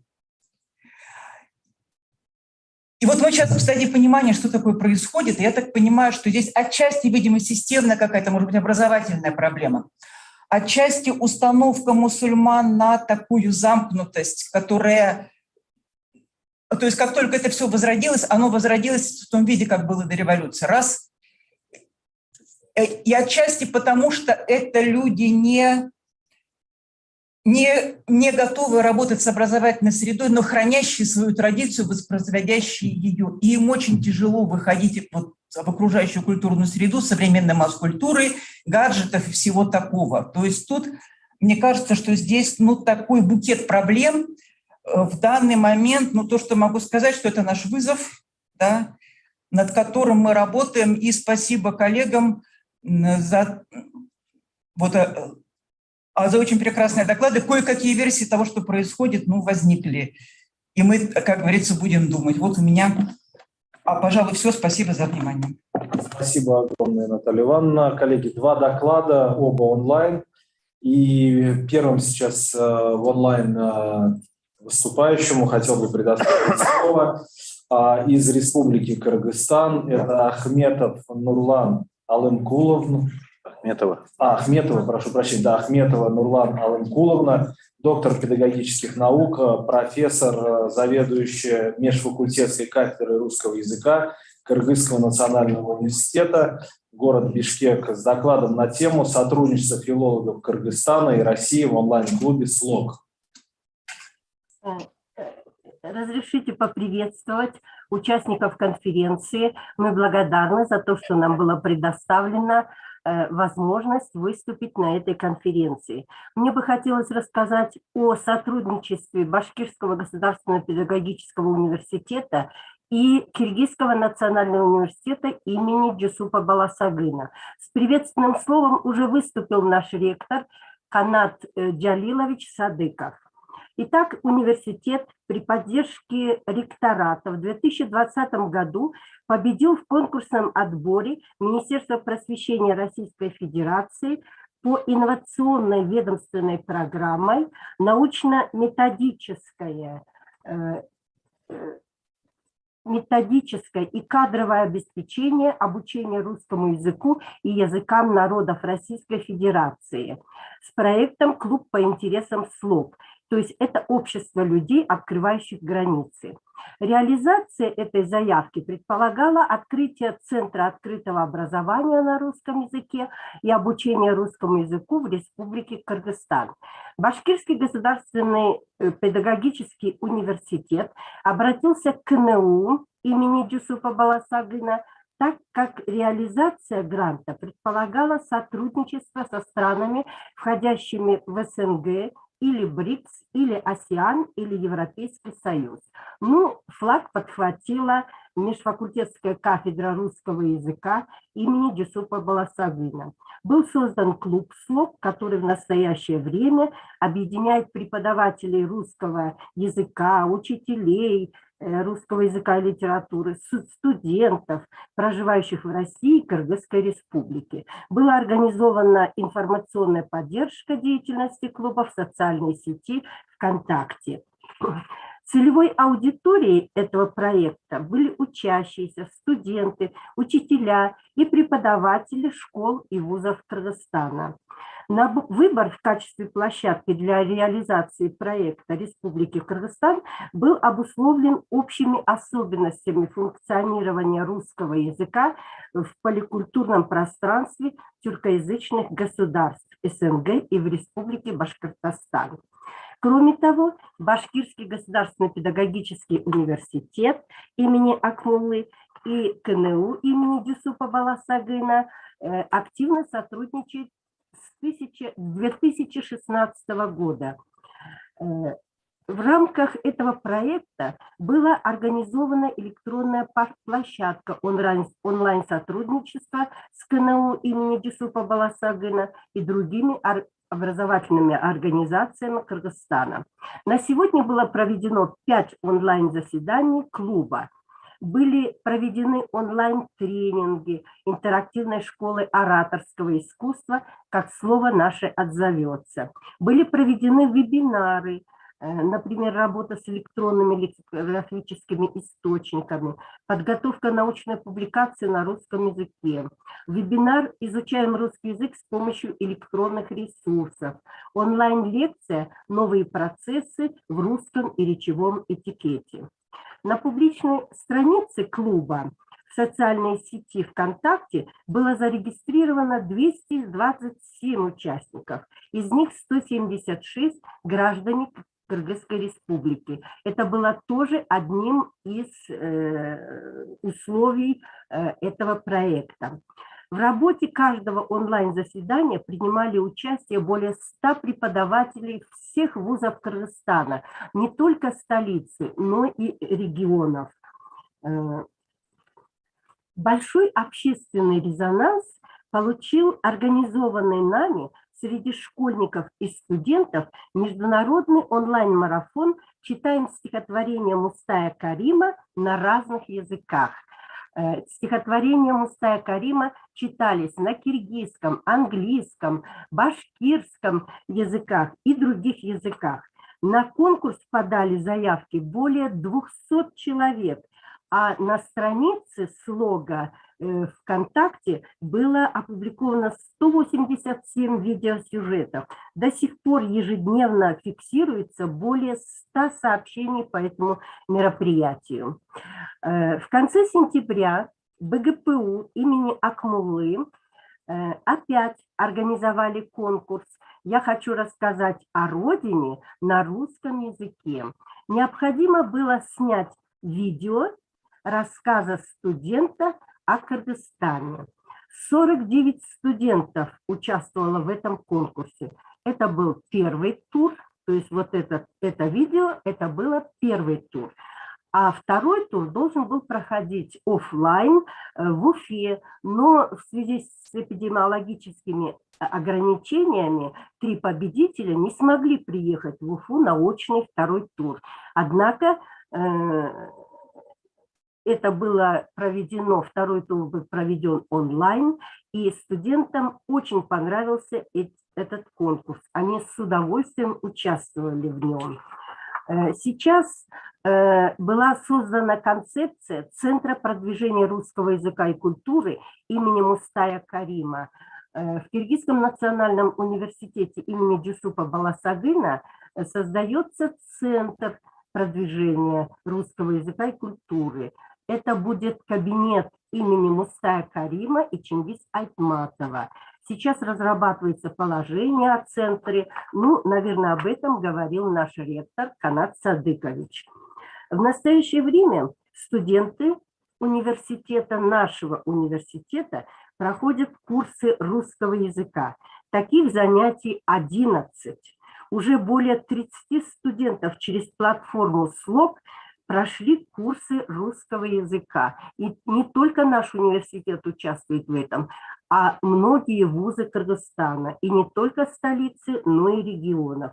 Также они проходят тестирование. И в январе Башкирский государственный педагогический университет им выпишет сертификаты. Эти сертификаты будут хорошим подспорьем для наших студентов при устройстве на работу. Но результаты этого проекта будут использованы при создании учебно-методических комплексов по русскому языку, занимательных грамматик и так далее. Но в заключение мне хотелось бы поблагодарить руководителя проекта Гульнару Франгелевну Кудинову, доктора филологических наук, заведующую кафедрой, преподавательский состав кафедры общего языкознания за сотрудничество, за оперативное решение всех вопросов по награждению победителей этих конкурсов. И я думаю, что наше сотрудничество будет продолжаться. Спасибо за внимание. Большое вам спасибо, Нурлана Аламкуловна. Ну а мы продолжаем нашу конференцию. И еще один выступающий, тоже в онлайне, которому с радостью передаю слово. Это Семенов Сергей Николаевич, кандидат философских наук, старший научный сотрудник Центра стратегических и международных исследований Уфимского федерального исследовательского центра Российской академии наук, город Уфа. Тема доклада «Историческое и духовное наследие российских мусульман. Фактор формирования российского самосознания». Сергей Николаевич, вам слово. Да. Уважаемые коллеги, сегодня мы рассматриваем очень важные вопросы духовного мира мусульманских народов. Вот в своем докладе этого касался, ну и вот исходя из опыта вот уже нашего сегодня завершающегося семинара, части нашей конференции, она еще завтра продолжится у нас, и ожидаем такого и резолюции итога, выводов на дальнейшее. Значит, уже хочется сказать несколько шире, чем только в моем предложенном докладе, хотелось бы так. Понимаете, первое, духовный мир мусульманских народов – это неотъемлемая часть духовного мира России. И наоборот, духовный мир мусульманства в целом, без России, без российских мусульман, а значит и в целом российской культуры, российского опыта, совместной вот жизни представителей разных конфессий, разных народов, он немыслим. В этом плане мы видим как раз то, что когда мы говорим о необходимости идейных основ для современной России, без которых жить, конечно, нельзя, то мы должны понимать, что вот мы часто говорим о евразийской сути России, евразийской природе, но это надо развивать и понимать. И вот одна из сторон евразийской природы России в широком плане – это единство, различных народов, конфессий, возникших и в Азии, в Европе, и в частности, например, помимо других традиционных религий, и христианской, и мусульманской религии.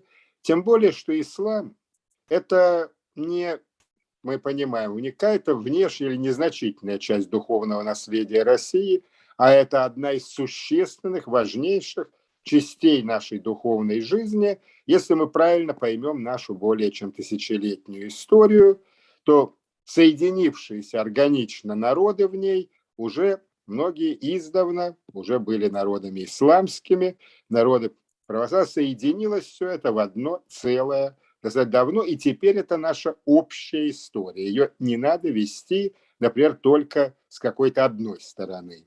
История, она ведь слагается из того, что для нас значимо, реально. Это не значит ее как-то нарушать, перетолковывать, а значит правильно понимать именно развитие, что нам сегодня важно, что значимо, из чего мы получились. В этом плане вот участники, приятно, что у нас из разных, не только регионов страны, но мне особенно было приятно, что есть у нас представитель из моего родного города, героя Севастополя, моей родины, который сегодня очень важен в российском самосознании. Также и из разных стран, но прежде всего тех стран, которые мы считаем объединяет и должно объединять именно общее, ну, как говорим мы, братские народы. Желательно им на новой основе это сохранить и развить, потому что всем нам от этого лучше, всем нам лучше иметь друзей, братские народы и братские страны. И мы видим, что отчасти исламская культура Россию соединяет со многими государствами новыми, вот нашими, которые, ну, государства древней традиции, которые мы тоже никак не можем забывать. То есть ислам оказывается, как и положено религии, объединяющей силой и для современной России. Какие важные моменты отметить сегодня? Смотрите, развитие мусульманского образования. Мы этим много занимались у нас в Уфе. Развитие теологии. Вот мы в прошлом году провели специальный вебинар с международным участием о необходимости решения задачи, которую, ну, развить, работы в этом дальнейшей, которую поставил президент Российской Федерации Владимир Владимирович Путин, о развитии отечественной мусульманской российской богословской школы, которая занимала бы одну из лидирующих позиций в мире. Это очень важно. Без развития мусульманского образования чего не будет главного? Мы не будем иметь подлинной субъектности в исламском мире, а ислам, я уже сказал, это неотъемлемая часть духовной жизни России. Если мы не будем это развивать, поэтому вот сегодня ставили вопросы и о ценностях, и о значении, о формах исламского образования, а главное о его интеграции современной наукой с общей системой образования и высшего, и среднего специального. Это все крайне важные вопросы, потому что у нас имеется огромное наследие. Вот тоже мы подняли вопрос. Вот сегодня звучали имена Зайнулы Расулева, выдающегося нашего мыслителя, крупнейшего деятеля, который, кстати, закладывал основу единства культур наших народов, когда он рекомендовал своим ученикам читать классиков русской литературы, когда он создавал свое достаточно традиционное в хорошем плане медресе, в котором преподавались многие современные дисциплины на самом современном уровне. Дальше. Такие люди, как Ризаэтдин Фахриддинов, Курсави, вот все говорили о его работах. А смотрите, вот почему мы должны к этому наследию обратиться? Вот у нас в Уфе вышла книга в начале 20 века «Философия ислама» Зии Камали, основателя медресе Галия. Философия ислама у него удивительно интересная книга, очень глубокая, своеобразная. Но, к сожалению, в историях российской философии у нас находим мы много. И буддизм, это хорошо, и другие религии, даже там протестантизм всякие. А вот исламской философии как-то снова вот у нас и в Татарстане отмечают, а как-то в российской недостаточно. А между тем эти идеи могли бы нам важную роль играть в нашем отношении со всем исламским миром. И дальше просто российскую философию развивать. Очень интересные идеи. Даже не традиционные, по-своему в хорошем смысле. Он опирается как раз на мудрость Корана и развивает его с современной жизнью. Дальше, смотрите, вот пример. Я бы сказал, почему надо больше работать.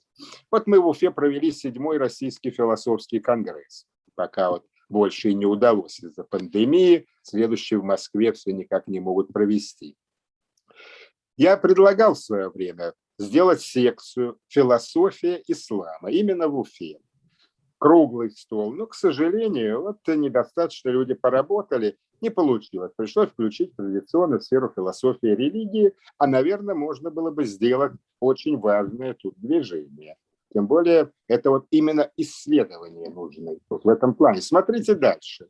Много исламская культура и выступления представителей Академии в Болгаре показали, что много дает науке.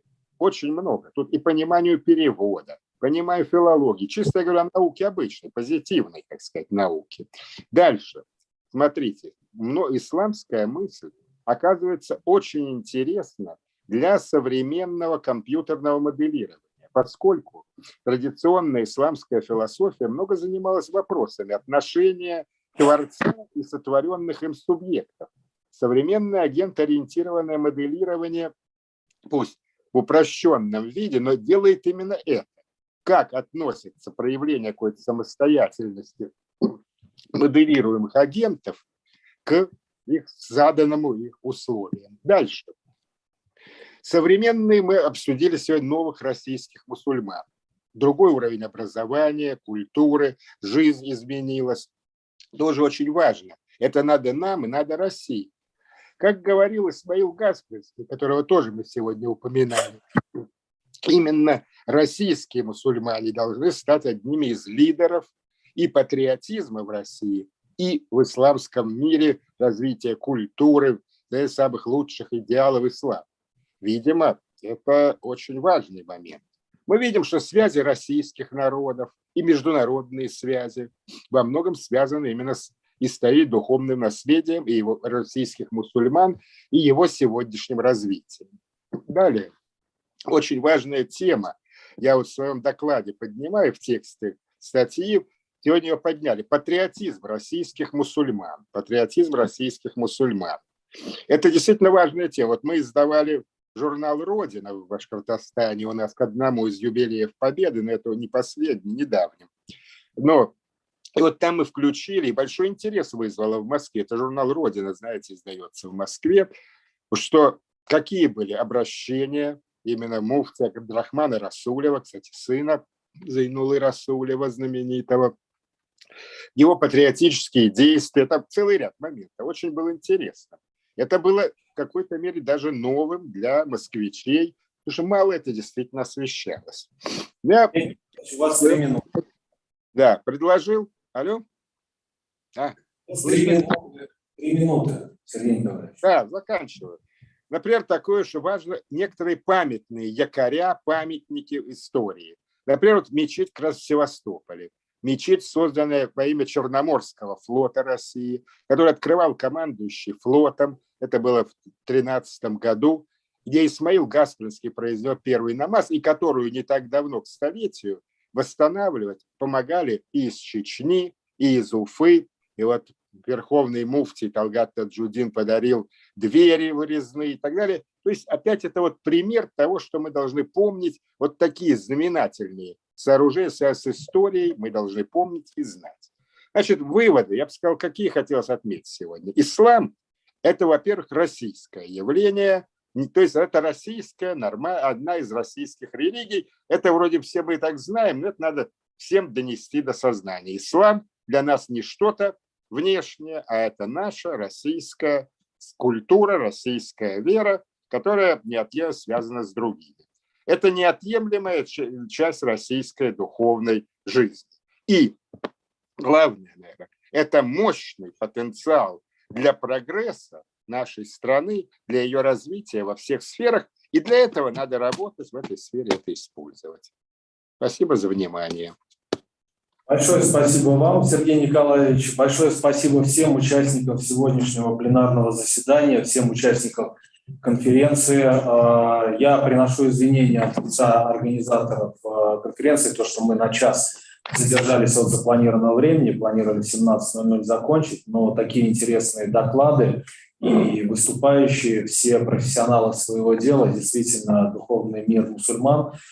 На сегодняшний день это одна из самых, наверное, актуальных проблем, потому что пытаются ислам дискредитировать во всем мире, и для того, чтобы люди, те, которые, вот как сегодня на Томском университете пример, да, когда студенты-магистранты пытаются поговорить с имамом, имам почему-то не выходит на разговор, тоже здесь есть своего рода сигнальчик такой, почему имам не хочет пообщаться, скажем так, со студентами. Возможно, в силу своего образования или в силу какого-то своего убеждения. Вот. Но это уже пусть другие органы занимаются, но сегодняшнее наше пленарное заседание, я считаю, что оно было очень продуктивным, с интересными познавательными докладами, и организаторы Башкирский государственный педагогический университет, я думаю, подготовят весомую резолюцию сегодняшнего пленарного заседания, ну и в целом конференции, форума. В общем, слово, да, предоставить? Коллеги, Алексей Владимирович, спасибо огромное за модерирование сегодняшнего мероприятия, что нашли время приехать. Конец года, у всех горят отчеты, у всех горят мероприятия, поэтому мы реально понимаем, насколько вы нам важны. И самое главное, Алексей Владимирович, конечно, извиняется, но мне пишут те, которые не попали на сегодня на пленарку, а попали на секцию. Завтра у нас с 10 часов до 17:00 будут продолжаться секции, потому что и там будет достаточно жарко, потому что вопрос реально сложный, реально нужно обсуждать, встречаться. Очень хорошо, что светские вузы совместно религиозными образовательными организациями, религиозными представителями открыто обсуждают вот эти все вопросы, да, ведь и самое главное в рамках резолюции, я очень надеюсь, нам сможем выработать тот алгоритм, который, конечно, в первую очередь даст плоды. Поэтому еще раз огромное спасибо, что все вы нашли время, приехали обсудить столь интересный и важный вопрос. Я не говорю «до свидания», я говорю «до новых встреч», потому что только встречаясь, наконец-то, хоть нам разрешают, мы планировали 300 человек, но в аудиториях соседних сидели по 50. Здесь мы попросили, нам разрешили до 60 человек разместиться. Сегодня была YouTube-трансляция, сейчас мне статистику отправили, 1177 человек с нами тоже принимало участие. Это говорит, насколько интерес давит на наше мероприятие сегодня. Люди с интересом обращали внимание, поэтому и уже чуть-чуть осталось до Нового года. В первую очередь желаю всем нам здоровья, успехов, и чтобы больше мероприятий, чтобы где мы могли бы встретиться, обговорить и выстроить, наверное, контакты. Видели, что сегодня и вузы, партнеры стран СНГ, да, в том числе заинтересованы в тесной работе. Только работая вместе, у нас все обязательно получится. Спасибо огромное.